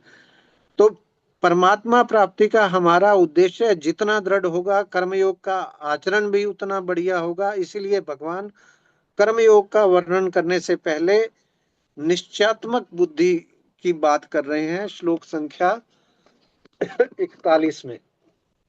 तो श्लोक संख्या 41 आदरणीय लक्ष्य यादव जी से निवेदन, श्लोक संख्या 41 के लिए। सर हरे कृष्णा। हरे कृष्णा, हरे कृष्णा। व्यवसायत्मिका बुद्धि रेके है कुरु नंदनम, बहुशाखा हानंताश्य बुद्धयो अव्यवसायिनाम। हे कुरुनंदन, इस संबुद्धि की प्राप्ति के विषय में निश्चय वाली बुद्धि एक ही होती है, जिनका एक निश्चय नहीं है। ऐसे मनुष्यों की बुद्धियां अनंत और बहुशाखाओं वाली ही होती हैं। हरे कृष्णा। हरे कृष्णा, हरे कृष्णा। जब तक मन में एक निश्चय नहीं हो जाएगा कि हम चाहते क्या हैं, हम सबके साथ दिक्कत ये है कि हम दो नावों की सवारी करना चाहते हैं। हम संसार को भी अपने साथ रखना चाहते हैं, हम परमात्मा प्राप्ति भी करना चाहते हैं। संसार में रहने में कोई दिक्कत नहीं है, व्यवहार करने में कोई दिक्कत नहीं है, लेकिन अंदर से पूर्ण वैराग्य आ जाए, संसार से कोई अपेक्षा नहीं रहे, किसी से कोई चाहना नहीं रहे, कोई मोह नहीं रहे, तो प्रभु प्राप्ति की, परमात्मा प्राप्ति की जब तक एक निश्चयात्मक बुद्धि नहीं हो जाएगी, तब तक हमारा कल्याण नहीं होगा। और एक निश्चय नहीं है तो मनुष्य की बुद्धि अनंत और बहु शाखाओं वाली होती है। हम इसको यूं भी समझ सकते हैं बड़ा कि हमें पानी के लिए कुआं खोदना है, हमें नहीं पता कि पानी कहाँ मिलेगा। पानी मान लीजिए 100 फुट गहरा है और हमें नहीं पता कहाँ मीठा पानी मिलेगा, तो हम एक जगह 10 फुट कुआं खोदते हैं, फिर हमें लगता है कि शायद पता नहीं यहाँ मिले ना मिले, तो उसको छोड़ के हम दूसरी जगह खोदने लग जाते हैं, फिर तीसरी जगह खोदने लग जाते हैं, और यूं करके हम 10 जगह 10 फुट के खोद लेते हैं। और रिजल्ट क्या होगा हम समझ सकते हैं। और वही अगर हम एक ही जगह लग के पूरा 100 फुट खोद देते तो शायद हमें पानी मिल जाता। तो व्यवसाय बुद्धि का तात्पर्य है परमात्मा प्राप्ति के लिए दृढ़ निश्चय की बुद्धि। एक बार दृढ़ निश्चय हो जाए तो जब दृष्टि प्रभु की तरफ है, संसार के सम्मुख हम रहे नहीं, हम उसी अपने अंशी की तरफ सम्मुख हो गए, तो फिर जीवन में अनुकूलता आ रही है, प्रतिकूलता आ रही है, इनसे हम कैसे प्रभावित होंगे? ये चीजें हमारे लिए मायने ही नहीं रखेंगी और वे बंधन रूप में ना होके हमारे लिए साधन रूप हो जाएंगी। यदि हमें कहीं से ये कहा जाए कि ये 500 रुपए की गड्डी यानी 5 लाख रुपए आप जेब में रख लीजिए और बीच में एक मेले का बड़ा भारी मेला हो रहा है और मेले के दूसरी तरफ किसी को वो दे के आनी है, और ये भी बताया जाता है कि मेले में बहुत जेब कतरे और उस तरह के लोग घूम रहे हैं, तो बड़े ध्यान से जाना, कोई ये पैसा तुम्हारी जेब से निकाल ना ले। और वो 5 लाख रुपया जेब में लेकर जब हम मेले से होकर जाते हैं तो क्या फिर हमारी निगाह मेले में हो रहे खेल तमाशों पर जाती है या हमारा ध्यान उस 5 लाख की गड्डी पे ही रहता है? बार बार हम जेब में टटोलते रहते हैं कि वो 5 लाख रुपया पड़ा है या नहीं। तो वो हम भूल जाते हैं कि फिर मेले में क्या है, हम देख ही नहीं पाते और हमारा पूरा ध्यान उस 5 लाख की गड्डी पे ही पड़ा रहता है। या आप हाईवे पे चल रहे हैं और अचानक आपने देखा कि गाड़ी में पेट्रोल तो एकदम 0 पे आ रहा है और आपको नहीं पता कि अब पेट्रोल पंप कहाँ है आगे। तो फिर क्या आपकी सड़क के दोनों तरफ बड़े अच्छे अच्छे नज़ारे हरियाली के दिख रहे हैं, तो क्या आप उस नज़ारे देखते हो या पेट्रोल पंप ढूंढते हो? तो फिर दिमाग में सिर्फ पेट्रोल पंप ही रह जाता है, तो संसार लुप्त हो जाता है। ऐसे ही परमात्म प्राप्ति का दृढ़ निश्चय होते ही भोग दृष्टि से दिखने वाला ये संसार लुप्त हो जाता है। तो इस तरह का जब एक बिल्कुल निश्चय नहीं हो जाएगा, तभी ये हमारा कल्याण हो पाएगा। इसकी प्राप्ति का निश्चय नहीं होता क्यों नहीं है? क्योंकि हमारे अंदर कामनाएं आती रहती हैं। कामनाएं कैसे आती हैं? देखिए, हमारा मन, कहते हैं दिन में 24 घंटे में 60,000 विचार आते हैं। उसमें नेगेटिव भी आते हैं, पॉजिटिव भी आते हैं, इच्छाएं भी आती हैं, स्फुरना। तो ये जो कामना रूपी छोटी छोटी स्फुरनाएं आती हैं कि ये ले लें, ये पालें, ये कर लें, ये जब तक आती हैं चली जाती हैं, कोई ज्यादा नुकसान नहीं करती, 5-10 सेकंड समय लेती हैं। लेकिन जो स्फुरनाएं हमारे अंदर चिपक जाती हैं और चिपक के उनको हम संकल्प रूप में पकड़ लेते हैं कि ये करना है, तो वो फिर हमारे लिए ज्यादा कष्टकारी हो जाती है। उनमें उनको हम फिर हमारे ऊपर ओढ़ लेते हैं, फिर सारा ध्यान उन संकल्पों को सिद्धि में, उन कामनाओं की पूर्ति में हम लग जाते हैं और फिर ये परमात्मा प्राप्ति का निश्चय नहीं बन पाता है। और ये कामनाएं तो देखिए, एक पूरी करेंगे तो 10 और नहीं आ जाएंगी, 10 करेंगे 100 और आ जाएंगी। और इसीलिए भगवान कह रहे हैं कि मनुष्य की बुद्धि अनंत और बहु शाखाओं वाली होती है। तो परमात्मा प्राप्ति का दृढ़ निश्चय नहीं बनाया तो हमारी बुद्धि अनंत शाखाओं में विभक्त हो जाएगी। संसार की अनंत कामनाओं की पूरी करते करते जीवन खत्म हो जाएगा और ये कामनाएं कभी खत्म नहीं होंगी। इसलिए कामनाएं, वासनाएं अनंत है, लेकिन उनका त्याग तो हमें एक ही करना है, बस कि कामना का त्याग करना है। और कामनाएं नहीं पूरी हो सकती, ये हम सबके जीवन का अनुभव है। राजा ययाति का प्रसंग अगर आपने सुना हो, राजा ययाति की शादी देवयानी, जो शुक्राचार्य जी राक्षसों के गुरु थे, उनकी बेटी से हुई थी। और देवयानी और शर्मिष्ठा 2 सहेलियां थी। शर्मिष्ठा राजा की पुत्री थी, लेकिन किसी बात पे दोनों में कोई झगड़ा हो गया, तो उस वजह से, श्राप की वजह से, राजा की पुत्री को देवयानी की दासी बनकर शादी के बाद उसके साथ आना पड़ा। ययाति ने जब देवयानी तो उनकी पत्नी थी, शर्मिष्ठा को कहीं अचानक देखा तो वो शर्मिष्ठा के भी मोह में पड़ गया और वो उससे भी संग में आ गया। और बाद में जब देवयानी को पता चला तो वो बड़ी नाराज हुई। उसने अपने पिता को कहा, तो पिता ने क्रोध में आके उसको बुढ़ापे का श्राप दे दिया। अब वो बुढ़ापा तो आ गया, लेकिन उसके अंदर की इच्छाएं, वासनाएं खत्म नहीं हुई। तो उसने अपने बेटे पुरु से उसकी जवानी मांगी कि मेरी जवानी, तो आपकी जवानी मुझे दे दो, और मेरा बुढ़ापा तुम ले लो। और वो जवानी लेकर अपनी वासनाओं को पूर्ण करना चाहा। और सालों तक भोगने के बाद भी जब वो नहीं पूर्ण हुई, तब उसको ये समझ में आया कि ये तो मैं गलत रास्ते पे चला आया।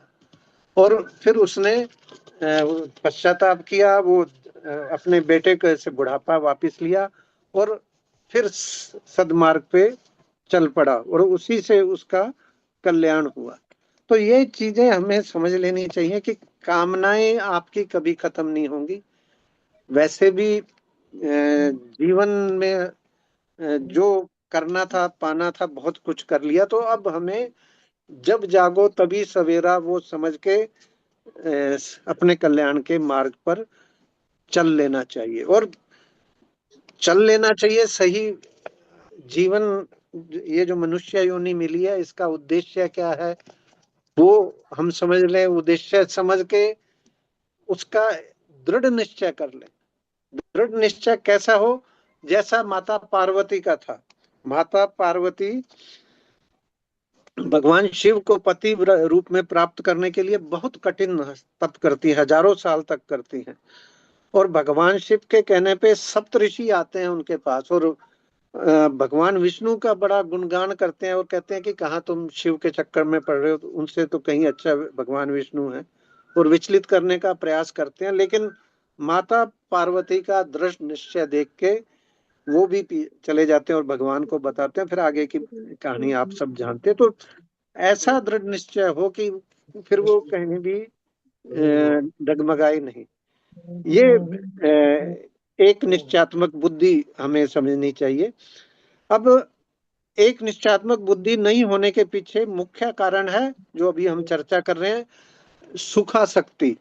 तो भगवान स्पष्ट कह रहे हैं कि जिसकी भोग बुद्धि भोग ऐश्वर्य में आसक्त है वे परमात्म प्राप्ति का दृढ़ निश्चय नहीं कर सकते। और उससे क्या होता है ये हम समझेंगे। अब श्लोक संख्या 42, 43, 44 निवेदन आदरणीय रितु दीदी से, श्लोक संख्या 42 से 44 तक। हरे कृष्णा सर। हरे कृष्ण, हरे कृष्ण। यामिमां पुष्पितां वाचं प्रवदन्ते विपिश्चित वेदवारिताः पार्थ नान्यदस्तीति त्वादिनः कामात्माने स्वर्गपरा जन्म कर्म फल प्रदाम् क्रिया विशेष बहुला भोगैश्वर्य गतिं प्रति भोगैश्वर्य प्रसक्तानां दया परहचेतसाम् व्यवसायात्मिका बुद्धि समादो न विधीयते। हे प्रथानंद, जो कामनाओं में तन्मय हो रहे हैं, स्वर्ग को ही श्रेष्ठ मानने वाले हैं, वेदों में कहे हुए सकाम कर्मों में प्रीति रखने वाले हैं, भोगों के सिवाय और कुछ है ही नहीं ऐसा कहने वाले हैं, वे अविवेकी मनुष्य इस प्रकार की इस पुष्पित दिखाऊ शोभा युक्त वाणी को कहा करते हैं, जो कि जन्म रूपी कर्म फल को देने वाली है तथा भोग और ऐश्वर्य की प्राप्ति के लिए बहुत सी क्रियाओं का वर्णन करने वाली है। उस पुष्पित वाणी से जिसका अंतःकरण हर लिया जाए, अर्थात भोगों की तरफ खिंच गया है, और जो भोग तथा ऐश्वर्य में अत्यंत आसक्त है, उन मनुष्यों की परमात्मा में एक निश्चय वाली बुद्धि नहीं होती। हरे कृष्ण। हरे कृष्ण, हरे कृष्ण। देखिए, दो तीन चीजें पहले हम समझ लेते हैं। जो शब्द यहाँ आए हैं कि पुष्पित वाणी मतलब दिखाऊ अलंकृत शब्दों की वाणी, लेकिन असल में वो सही नहीं है। एक वेद वादरता शब्द यहाँ आया है कि वेदों के तीन खंड होते हैं। वेदों में पहले कर्म कांड बताया गया है। हम सब भी ज्यादातर कर्म कांड में ही उलझे रहते हैं, जहाँ यज्ञ कैसे किया जाए, तप कैसे किया जाए, सकाम भाव से अनुष्ठान कैसे किए जाएं, ये सब कर्म कांड में आता है। फिर उसके बाद आता है उपासना कांड के उसकी आगे की सीढ़ी, इस अध्यात्म के मार्ग की आगे की सीढ़ी कैसे चढ़ी जाए।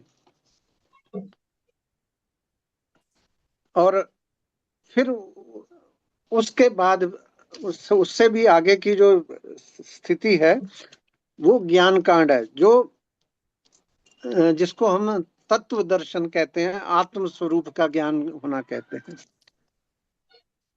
वेदों का उद्देश्य ये था कि मनुष्य को सीधा तत्व ज्ञान की बात कहेंगे तो उसको समझ नहीं आएगी।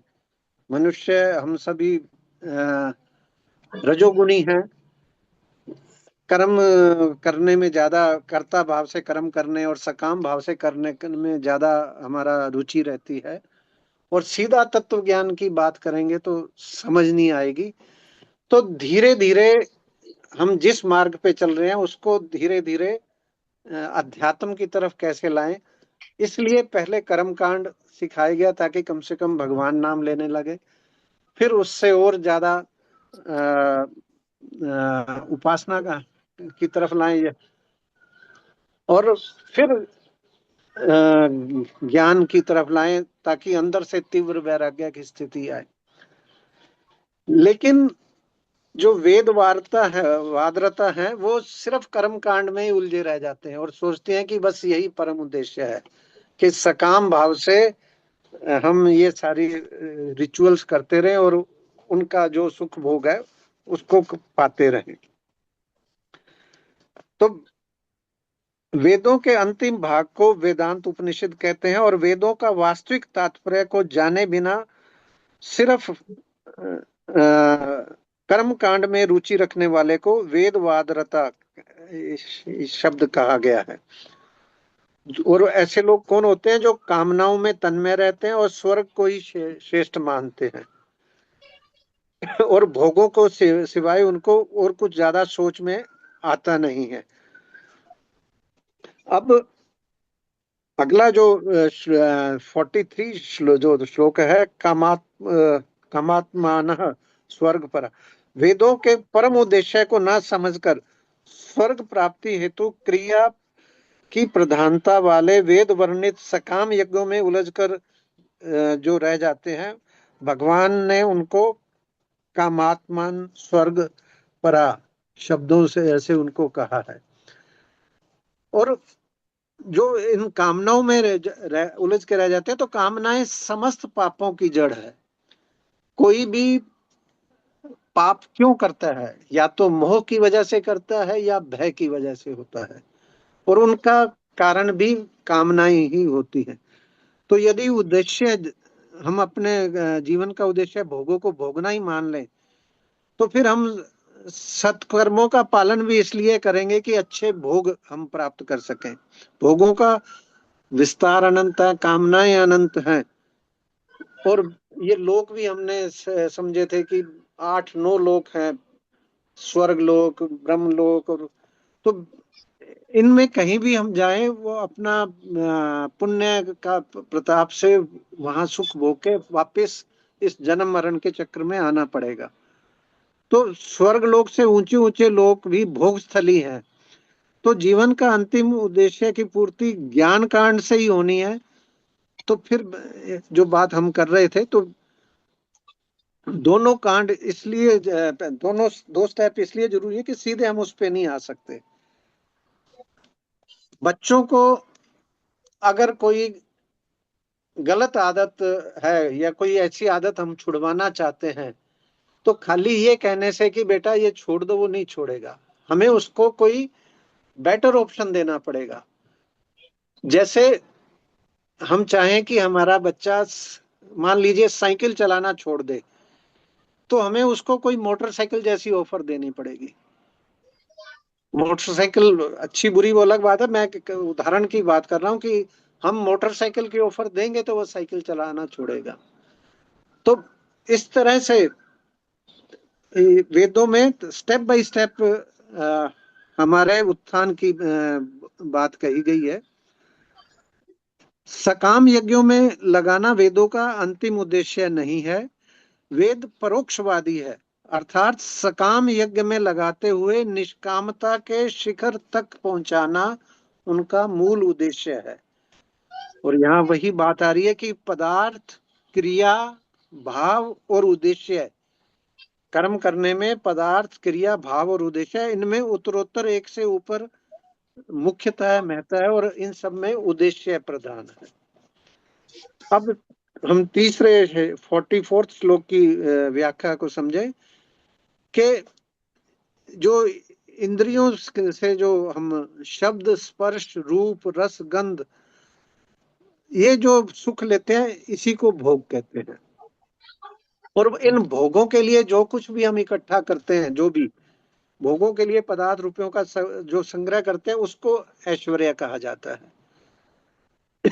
तो भोग ऐश्वर्य में फंसे हुए मनुष्य की दृष्टि भगवान की तरफ जा ही नहीं सकती, इसलिए फिर वो भगवान प्राप्ति का निश्चय भी नहीं कर सकता, क्योंकि उसका विवेक तो सुप्त हो गया और वो इन्हीं में ही मग्न है।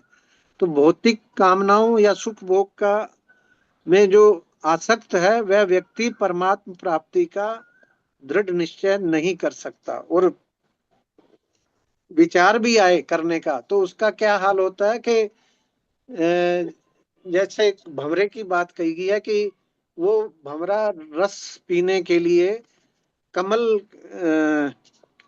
के फूलों पे बैठता है। कमल के फूल क्या है कि सूर्यास्त होने पे अपने आप बंद हो जाते हैं, सुबह खिलते हैं, रात को बंद हो जाते हैं। भंवरे को मालूम होता है कि सूर्यास्त हो रहा है और ये बंद हो गया तो मैं इसी में फंस जाऊंगा, लेकिन वो रस पीने में इतना मग्न होता है और फिर ये सोचता है कि चलो सुबह आएगी तो ये पत्ते खुलेंगे तो उड़ उड़ जाऊंगा, और वो उसी में फंसा रह जाता है और पत्ते बंद हो जाते हैं। और सुबह सूर्यास्त होने से पहले ही कोई हाथी जैसा कोई जीव आता है जो उस कमल के फूलों को उखाड़ कर खा जाता है और साथ ही भंवरे का भी कल्याण हो जाता है। तो हम सब की स्थिति ऐसी होती है कि हम हमारी बुद्धि पे इन कामनाओं का पर्दा पड़ जाता है और हम ये जो इतना एक सुंदर मौका मिलता है मनुष्य योनि में अपना जीवन के कल्याण का, वो हम इन्हीं में पढ़ के खो देते हैं। तो पहले सकाम भाव वाले साधकों का वर्णन करने के बाद अब भगवान निष्काम होने की आज्ञा देते हैं और 3 गुणों से रहित होने अर्थात निर्द्वंद होने का फल भी बताते हैं। श्लोक संख्या 45 46 निवेदन आदरणीय वैशाली खुराना दीदी से। 45 46 हाँ जी भैया, 1 मिनट। जी ये हाँ जी, हरे कृष्णा भैया। जी हरे कृष्णा। त्रैगुण्य विषया वेदा त्रैगुण्य विषया वेदा निस्त्रेय निस्त्रेय गुणयो भवार्जुन निर्द्वंद्वो नित्य सत्वस्था निर्योग क्षेम आत्मवान। 3 गुणों के कार्य का ही वर्णन करने वाले हे अर्जुन, तू 3 गुणों से रहित हो जा। राग द्वेष आदि द्वंद्वों से रहित हो जा। निरंतर नित्य वस्तु परमात्मा में स्थित हो जा। योग क्षेम की चाहना भी मत रख और परमात्मा परायण हो जा। नेक्स्ट तो अभी आया नहीं स्क्रीन पे भैया, 46। कोई नहीं, पहले इसको कर लो, हाँ जी 45 कर लेते हैं। हाँ जी 45 क्या कह रहा है कि सकाम भाव के अनुष्ठानों के पालन से, वेदों में सबसे पहले कर्म कांड जो दिया गया वो सकाम भाव के अनुष्ठानों के लिए है। तो सकाम भाव के अनुष्ठानों में पड़े लोगों के संदर्भ में भगवान अर्जुन को आज्ञा देते हैं कि वे सकाम भाव का त्याग कर तुम निष्काम भाव को ग्रहण करो। वेद वादरता मत बनो, इन कर्म कांडों में मत उलझे रहो। शास्त्र साधक के स्तर से बोलता है हम सभी मनुष्य रजोगुणी हैं, हम सब में काम करने की प्रवृत्ति रहती है, कार्य करने की, और वो भी सकाम भाव से, कुछ पाने की अपेक्षा से। इसलिए वेद परिसंख्या विधि से पहले, परिसंख्या मतलब अभी हम कहाँ हैं और कहाँ हमें जाना है, ये जो गैप है इसको कैसे मीट आउट किया जाए। तो परिसंख्या विधि से पहले हमें सकाम कर्म में लगाते हैं, लेकिन अंतिम उद्देश्य है जैसा हमने पिछले श्लोकों में समझा, ज्ञान कांड के माध्यम से श्री कृष्ण प्रेम प्राप्ति कराना है। और इसीलिए भगवान कहते हैं जो मेरे शरण में आ जाता है ऐसे भक्तों का योगक्षेम मैं स्वयं वहन करता हूँ, उनके साधन की बाधाओं को दूर कर देता हूँ और उनका उद्धार भी कर देता हूँ। ये आगे श्लोकों में आएगा। अतः तू योगक्षेम की चाहना भी मत रख, तू मत सोच कि तेरा क्या होगा क्या नहीं होगा। अप्राप्त की प्राप्ति और क्षेम से आशय कि जो जो कुछ तेरा प्राप्त किया हुआ है उसकी सार संभाल रक्षा करना, और जो नहीं मिला है उसको उपलब्ध कराना। तो इससे योगक्षेम कहते हैं। योगक्षेम की कामना भी नहीं रखनी चाहिए, कारण कि कामना तो कोई भी है तो द्वंद रहेगा। तो इच्छा द्वेष रूपी युग्म से द्वंद व मोह का जन्म होता है, और जैसे ही द्वंद मिटता है, हमारी दृष्टि कामनाओं से इच्छाओं से हटती है, तो परमात्मा के नित्य स्थिति का बोध होने लगता है, और फिर निर्द्वंद होकर हम प्रभु के सम्मुख होने लगते हैं, और निर्द्वंद होने से ही सुख पूर्वक मुक्ति होती है। मोक्ष क्या है? मोह का क्षय है। तो जैसे ही मोह का क्षय होता है, अपने आप सुख पूर्वक मुक्ति होती है। और निर्द्वंद होने से कर्म करता हुआ भी, निर्द्वंद कर्म करना मतलब निष्काम भाव से कर्म करना, करता हुआ भी वह कर्म फल से नहीं बनता। निर्द्वंद होने से मूढ़ता चली जाती है। चलिए नेक्स्ट श्लोक संख्या 46। इसकी स्क्रीन रोटेट कर दें, कौन है? हाँ, ये राजकुमार जी श्लोक संख्या 2.46 प्लीज।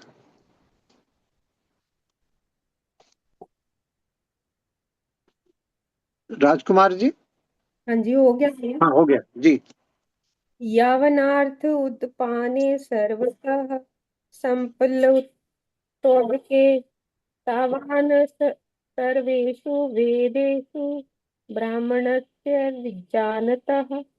सब तरफ से परिपूर्ण महान जलाशय के प्राप्त होने पर छोटे गड्ढों में भरे जल में मनुष्य का जितना प्रयोजन रहता है, अर्थात कुछ भी प्रयोजन नहीं रहता, तत्व से जानने वाले ब्रह्म ज्ञानी का संपूर्ण वेदों में उतना ही प्रयोजन रहता है, अर्थात कुछ भी प्रयोजन नहीं रहता।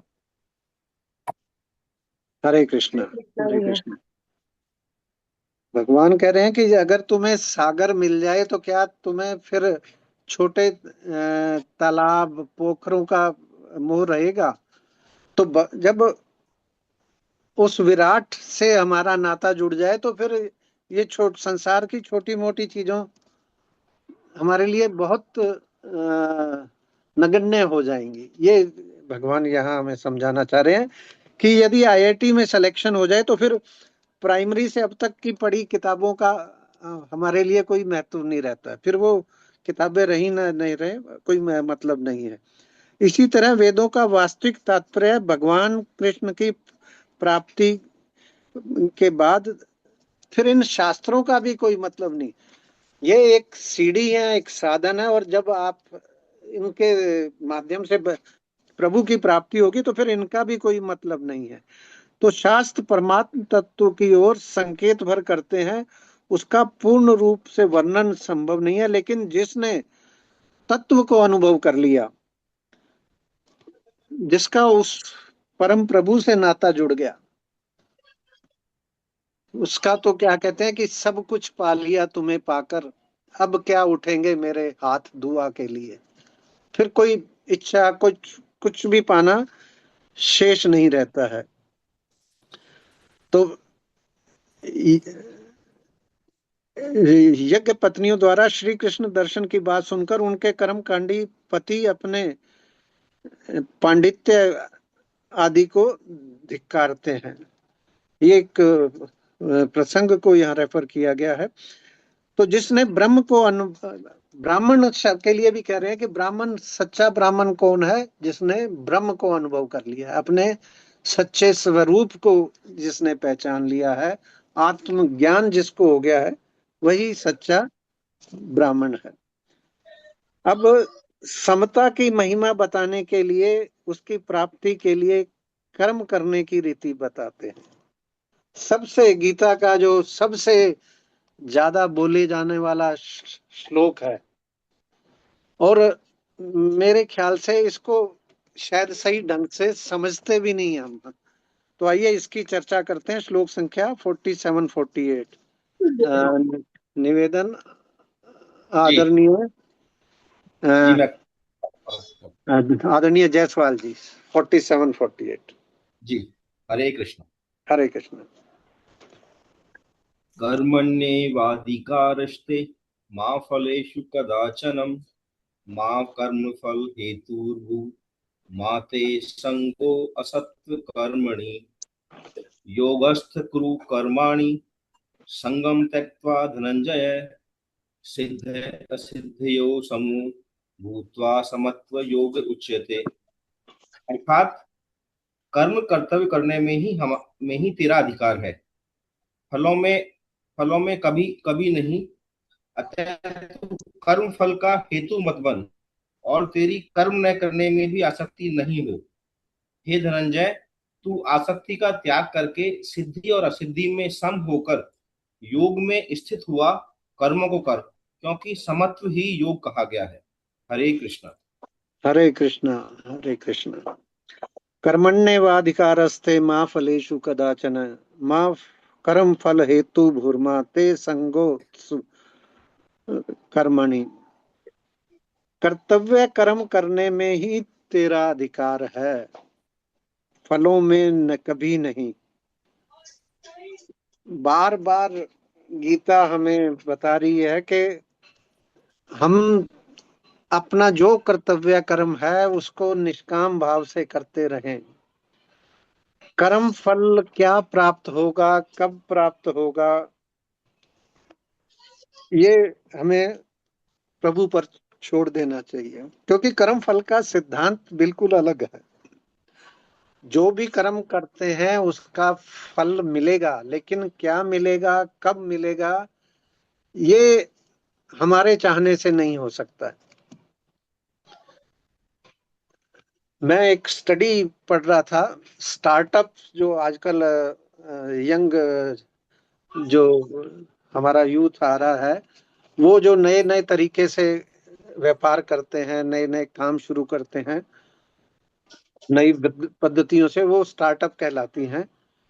और सब जो स्टार्टअप शुरू करते हैं, स्टडी ये कहती है कि 80-85% फेल होते हैं, 10 से 15% ही सक्सेसफुल होते हैं। सभी इक्वली कॉम्पिटेंट हैं, सभी पूरी शिद्दत से काम कर रहे हैं, सभी ने अपना बेस्ट फुट फॉरवर्ड किया है, फिर भी कोई सक्सेस होता है, कोई नहीं होता है। ये आईपीएल के मैच चल रहे हैं, बहुत सारी टीमें इसमें खेल रही हैं और सब में बेस्ट खिलाड़ी ले रखे हैं, सब अपना बेस्ट दे रहे हैं, लेकिन इन सब में बेस्ट करने के बाद भी कोई श्योर पहले कह सकता है कि कौन जीतेगा कौन नहीं जीतेगा। तो कर्म फल क्या मिलेगा ये हमारे हाथ में नहीं है। आगे 18वें अध्याय में हम समझेंगे, श्लोक संख्या 18.14 में है कि कोई भी कर्म होता है तो उसमें 5 चीजें उसमें प्रभावी रहती हैं। अधिष्ठान, कर्ता, करण मतलब क्या, साधन, चेष्टा किस तरह का प्रयास, और दैव, दैव मतलब प्रारब्ध। तो कर्ता, पहली बात तो हम कर्ता है नहीं, हम निमित्त हैं। अगर कर्ता भी मान ले तो इन 5 में से हम मात्र 20% हमारे अधिकार में है कि कर्म फल क्या है। तो इसलिए भगवान कहते हैं कि कर्तव्य कर्म में तेरा अधिकार है, फलों में तेरा नहीं, इसलिए तू कर्म फल का हेतु मत बन, तू कर्ता भाव से काम मत कर। और जब हम कह रहे हैं कि कर्म फल की अपेक्षा मत कर, तो कहीं ऐसा भी नहीं कि कर्म ही फल नहीं मिलेगा तो फिर मेरी कर्म भी क्यों करूं। वो अगर ऐसी सोच आएगी तो फिर तमस आएगा, तमोगुण प्रभावी होगा और वो उल्टा ज्यादा नुकसान करेगा। तो इसलिए भगवान कह रहे हैं कि तू तेरा कर्म ना करने में भी आसक्ति ना हो। तो पहले खाली 2.47 को ही समझ लेते हैं। एक कोटेशन मैंने पहले भी बोली थी, मैं दोबारा निवेदन कर देता हूं कि भगवान कहते हैं कि तू करता वो है जो तू चाहता है, लेकिन होता वो है जो मैं चाहता हूं। अगर तू वो करे जो जो मैं मैं चाहता हूँ चाहता हूं तो तो होगा वही होगा वही जो तू जो तू चाहता है। चाहता है। तो अगर हम भगवान की रजा में अपनी रजा मिला लें तो अपने आप ही फिर सब कुछ सरल हो जाए। ये जीवन को इतना कॉम्प्लिकेट तो शायद हमने बना लिया है। तो कर्म करने में हमारा अधिकार है, फल में नहीं। इसका तात्पर्य हमें कर्म फल मिलने वाला नहीं ऐसा नहीं है, कर्म फल तो मिलेगा। इसका तात्पर्य है कि कर्म करने का विधान अलग है और कर्म फल मिलने का विधान अलग है। अतः हम अपना नियत कर्म अच्छे से करें, इसमें तो हमारा अधिकार है, लेकिन फल कब मिलेगा कैसे मिलेगा ये हमारे अधिकार में नहीं है। व्यापार वाली बात मैंने आपसे करी ली। तो अब प्रश्न आता है कि जब फल हमारे हाथ में नहीं तो फिर कर्म ही क्यों करें। कर्म, चूंकि हम रजोगुणी हैं तो कर्म तो हम करेंगे ही, और बिना किसी प्रयोजन या फलेच्छा के हम सामान्यतः कर्म करने में प्रवृत्त नहीं होते। लेकिन कर्म योगी का कर्म किसी छोटे उद्देश्य के बजाय विराट प्रयोजन के लिए होता है। तो शुद्र भौतिक सुखों के लिए नहीं करें। यदि हम अपना कर्तव्य कर्म निष्काम भाव से करेंगे तो हमारी भौतिक आवश्यकताओं की पूर्ति, हमारा योग क्षेम जो पिछले श्लोक में आया था, वो प्रकृति बिना मांगे की करेगी।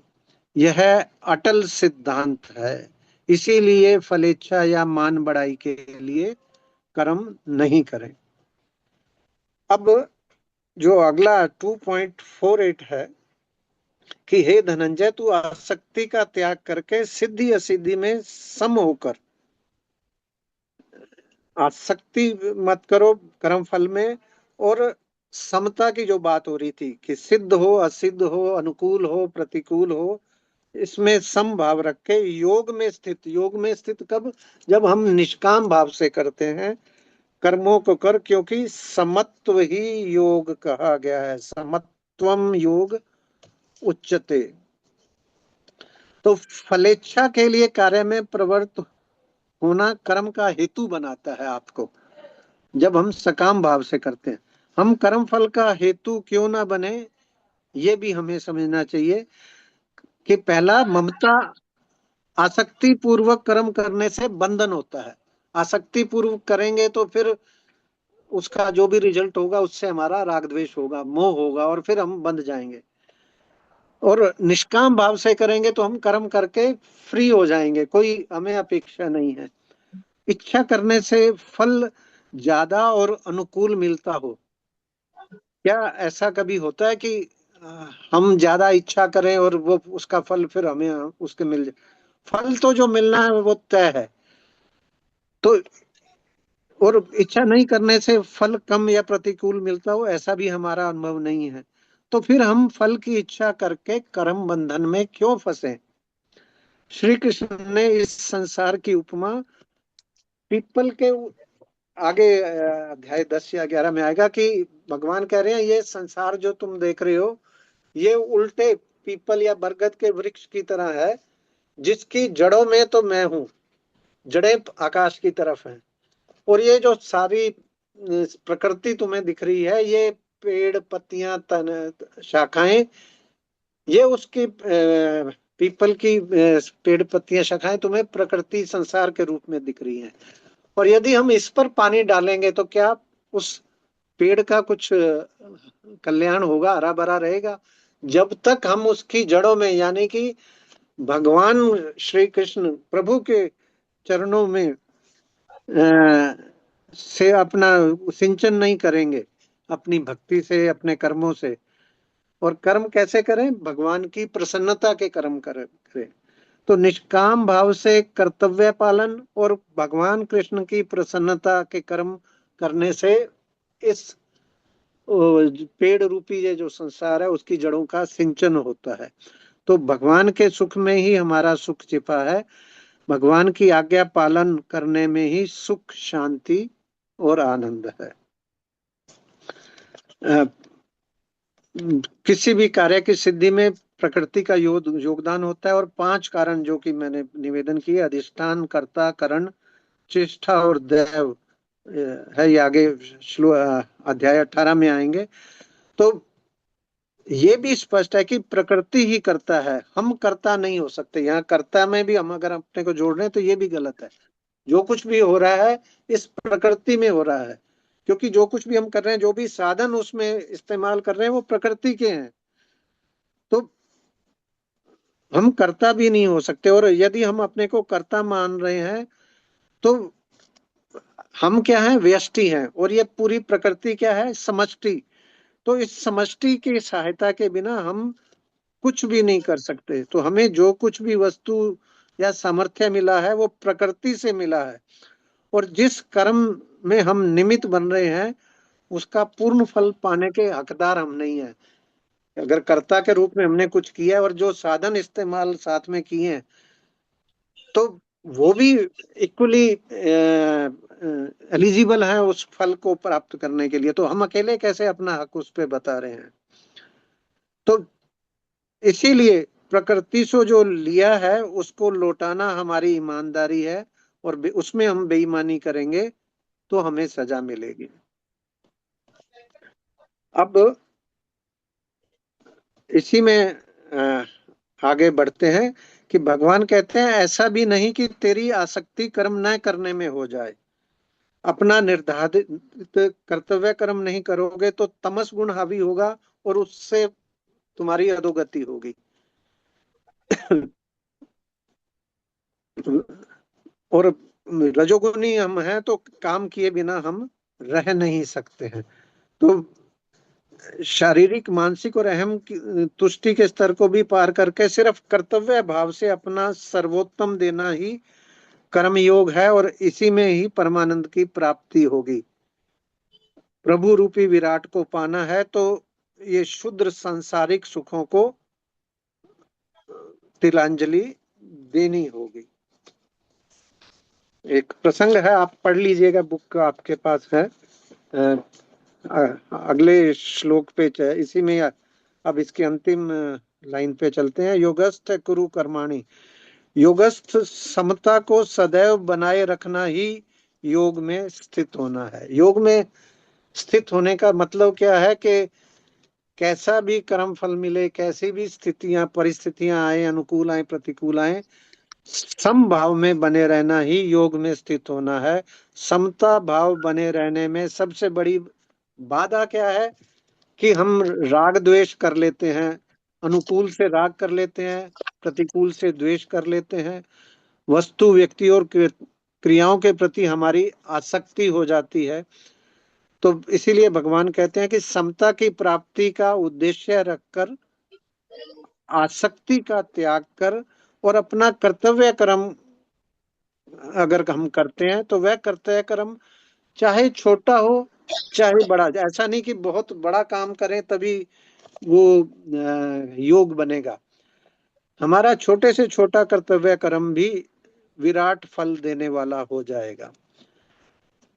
कारण कि कर्मयोग का आचरण ठीक से हो रहा है या नहीं, इससे ज्यादा हमारा भाव क्या है और समता की स्थिति है या नहीं, इससे ज्यादा प्रभाव पड़ता है और उससे उसका फल प्रभावी होता है।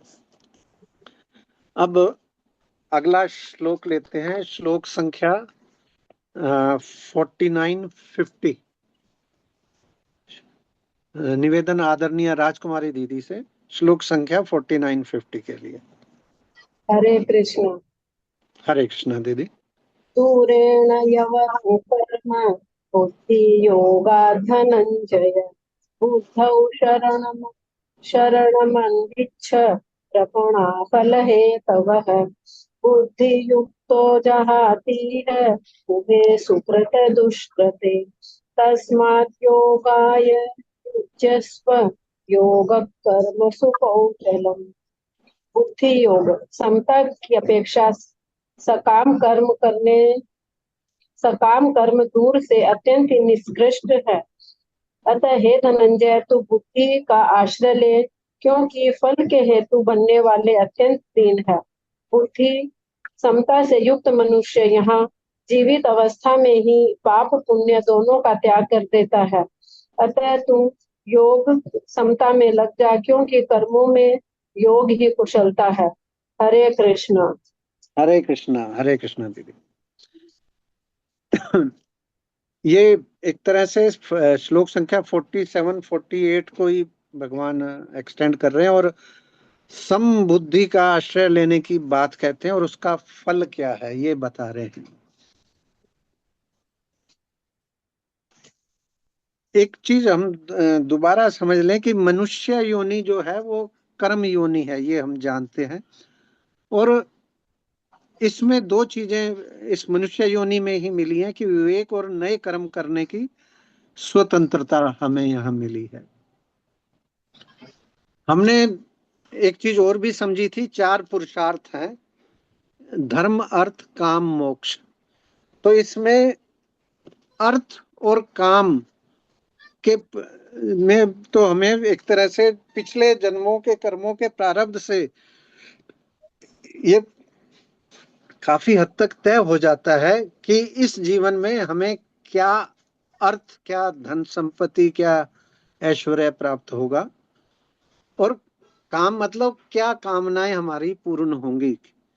तो जब अर्थ और काम पिछले जन्म से ही प्रारब्ध से तय है तो हम उसके लिए क्यों बहुत ज्यादा चिंता करें, प्रयास करें। तो फिर इस जीवन में क्या करें, तो इस जीवन में हमें प्रयास करना चाहिए कि जो 2 पुरुषार्थ हैं धर्म और मोक्ष, उस पे ज्यादा प्रयास करें, जबकि जीवन भर हम सारा प्रयास अर्थ और काम पर ही लगा देते हैं। तो पुराने कर्मों का फल भोग अर्थ और काम के रूप में हमें मिलना है, ये तय है। तो फिर हम सकाम कर्म क्यों करते हैं? अपने लिए सकाम कर्म हमने समझ लिया बंधनकारी हैं, और यदि हम कर्तव्य कर्म करेंगे, निष्काम भाव से करेंगे और इस जीवन का जो उद्देश्य है धर्म और मोक्ष उसके लिए करें, तो फिर वो बंधन नहीं करते। तो प्रारब्ध कर्मों के फल भोग के लिए क्यों हम इतना परेशान होते हैं, और जबकि वो बांधते हैं और वो उसके लिए हम परतंत्र हैं। परतंत्र इसलिए कि वो प्रारब्ध से पहले से ही तय है। तो ये चीज समझ के अपने कल्याण के जो पुरुषार्थ हैं धर्म और मोक्ष में हमें ज्यादा प्रयास करना चाहिए, और इसीलिए प्राणी मात्र की सेवा के लिए फल की इच्छा न करके हमें प्रयास करना चाहिए। अब अपने यहाँ जो श्लोक संख्या 49 है कि सकाम कर्म दूर से ही निकृष्ट है। अपने सुख आराम मान बढ़ाई के लिए जो दिन रात हम लगे रहते हैं, ये कर्म योग नहीं। आदरणीय श्रद्धेय स्वामी जी कहते हैं ये चर्म योग है, क्योंकि इसकी अंतिम परिणति शरीर सुख में होनी है। तो इसीलिए भगवान कह रहे हैं कि सकाम कर्म निकृष्ट हैं, इनमें मत पड़ो। तो कृपणो यो जितेंद्रिय, अर्थात कृपण वह है जो अपनी इंद्रियों पर संयम नहीं कर पा रहा। हमें अपनी इंद्रियों पे संयम करना चाहिए, जिससे जिसके चित्त में संतोष नहीं, वो कृपण है। देखिए, अगर अंदर कामनाएं हैं, अपेक्षाएं हैं, तो फिर आपको पूरे दुनिया का राज मिल जाए तो भी फिर आपसे बड़ा दरिद्र कोई नहीं है, हमसे बड़ा दरिद्र कोई नहीं है। तो सबसे बड़ी बात तो ये है कि ये अंदर की दरिद्रता को हम खत्म करें, अंदर संतोष भाव लाएं। दरिद्रता का गरीबी अमीरी से कोई लेना देना नहीं है, बल्कि हमारा भाव क्या है, हमारा अंदर का भाव इस संसार से लेने का है या इस संसार को देने का है। तो संसार में सुख बुद्धि होने से लेने का भाव की जो दृष्टि है वो शुद्ध हो जाती है, उससे कृपणता आ जाती है, और देने के भाव की दृष्टि से विराटता आ जाती है, चेतनता जागृत हो जाती है। तो जॉय ऑफ गिविंग, इसको अगर आप इस पे फिर कभी चर्चा करेंगे, इससे बड़ा सुख है ही नहीं। इन सांसारिक चीजों की को हासिल करने से बड़ा क्षणिक सुख प्राप्त होता है, लेकिन जो देने का सुख होता है वो परमानंद होता है, वो स्थायी होता है। तो इसीलिए प्रहलाद जी कहते हैं कि हे प्रभु, आपकी पूजा फल प्राप्ति के लिए जो करता है वह आपका सेवक नहीं बल्कि शुद्ध वणिक है। हम मंदिरों में जाकर जो प्रसाद चढ़ाते हैं और कहते हैं कि हे प्रभु ये कर दो, ये मिला दो, ये ठीक हो जाए तो मैं ये प्रसाद चढ़ाऊंगा, सवामनी करूंगा, यात्रा करूंगा, ये क्या हम पूजा वाकई में भक्ति कर रहे हैं या सौदागिरी कर रहे हैं? ये जरा सा एक सोचने का विषय है। अब श्लोक संख्या 2.50, यहाँ भगवान कह रहे हैं कि पाप और पुण्य क्रिया से निर्धारित नहीं होते बल्कि किस भाव से। इसकी चर्चा हमने कर ली है। हमारा भाव क्या है, हमारा उद्देश्य क्या है। एक सैनिक युद्ध में शत्रु का वध करता है तो वो हिंसा होने के बावजूद पाप नहीं है, और वही चीज अगर समाज में लड़ाई में किसी की मृत्यु हो जाती है तो वो शायद उससे बड़ा फिर पाप नहीं है। तो भाव क्या है, उद्देश्य क्या है।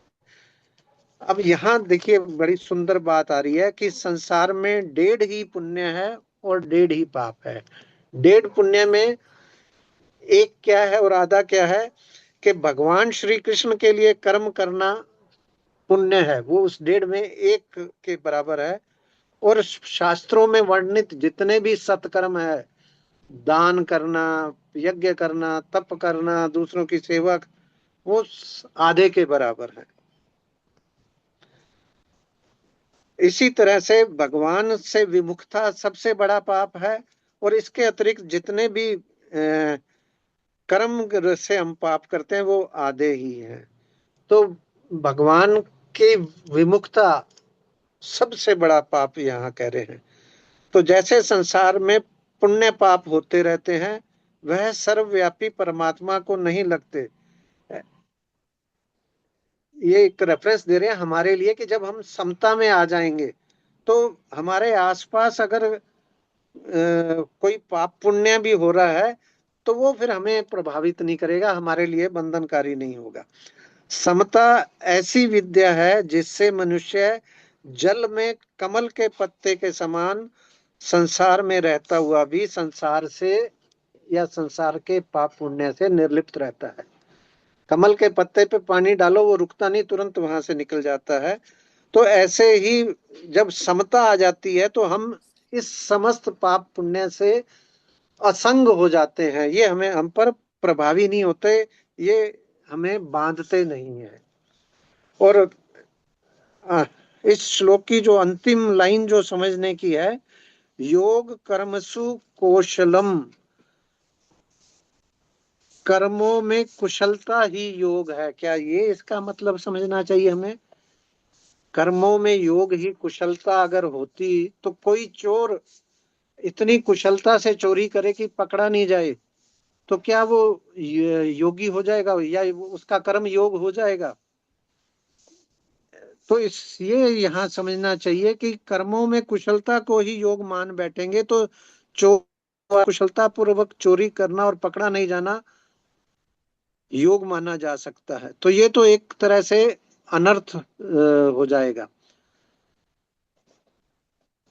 समता प्राप्ति के उद्देश्य से कर्म करना और प्राप्त फल में समता बनाए रखना। पहले तो निष्काम भाव से कर्म करना और जो भी फल मिले उसमें सम भाव से, उसको सहज भाव से स्वीकार करना ही कर्मों की वास्तविक कुशलता है। कर्मों से सिर्फ भौतिक उद्देश्यों की पूरी पूर्ति करना और इसके लिए नई नई युक्ति सीखना कर्म कौशल नहीं, अपितु कर्म कौशल वह है जो हमें भगवान की प्राप्ति करा दे।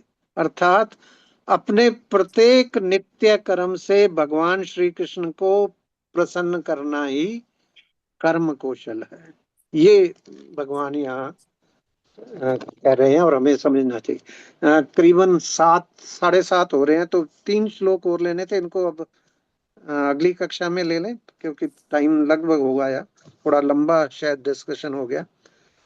तो जी सर। आप सबकी अनुमति हो तो आज की कक्षा को यहीं विराम देते हैं। अभी तक जो कुछ भी चर्चा हमने की है उसमें कुछ आप कहना चाहें तो आप सबका स्वागत है, अन्यथा फिर आज की कक्षा को आगे बढ़ा।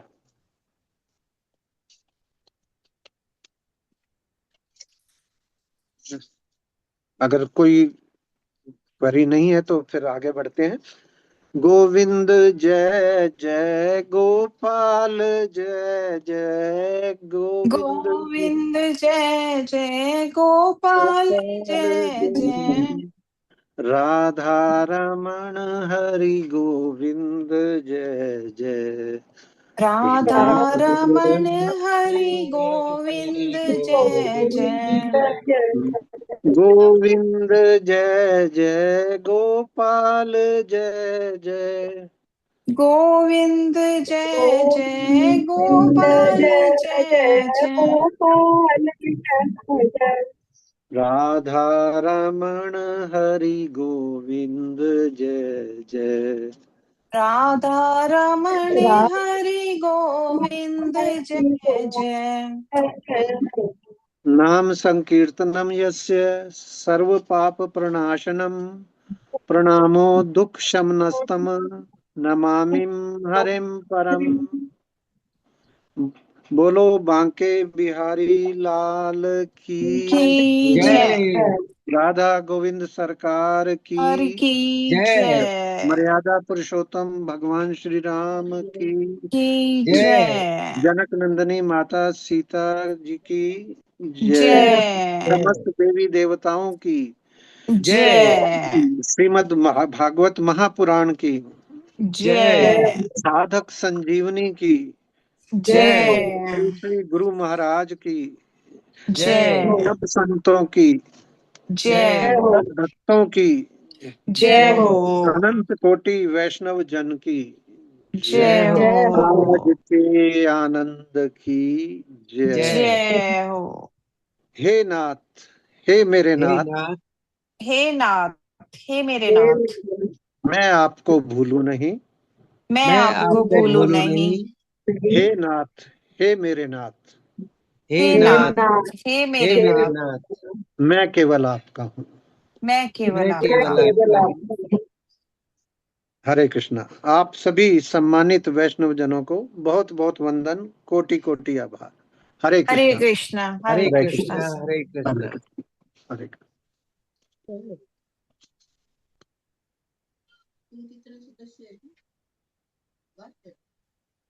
ये अगर सीधा चेहरा दिखाने के पैर दिखा रहा, क्या चक्कर है? ये मोबाइल चल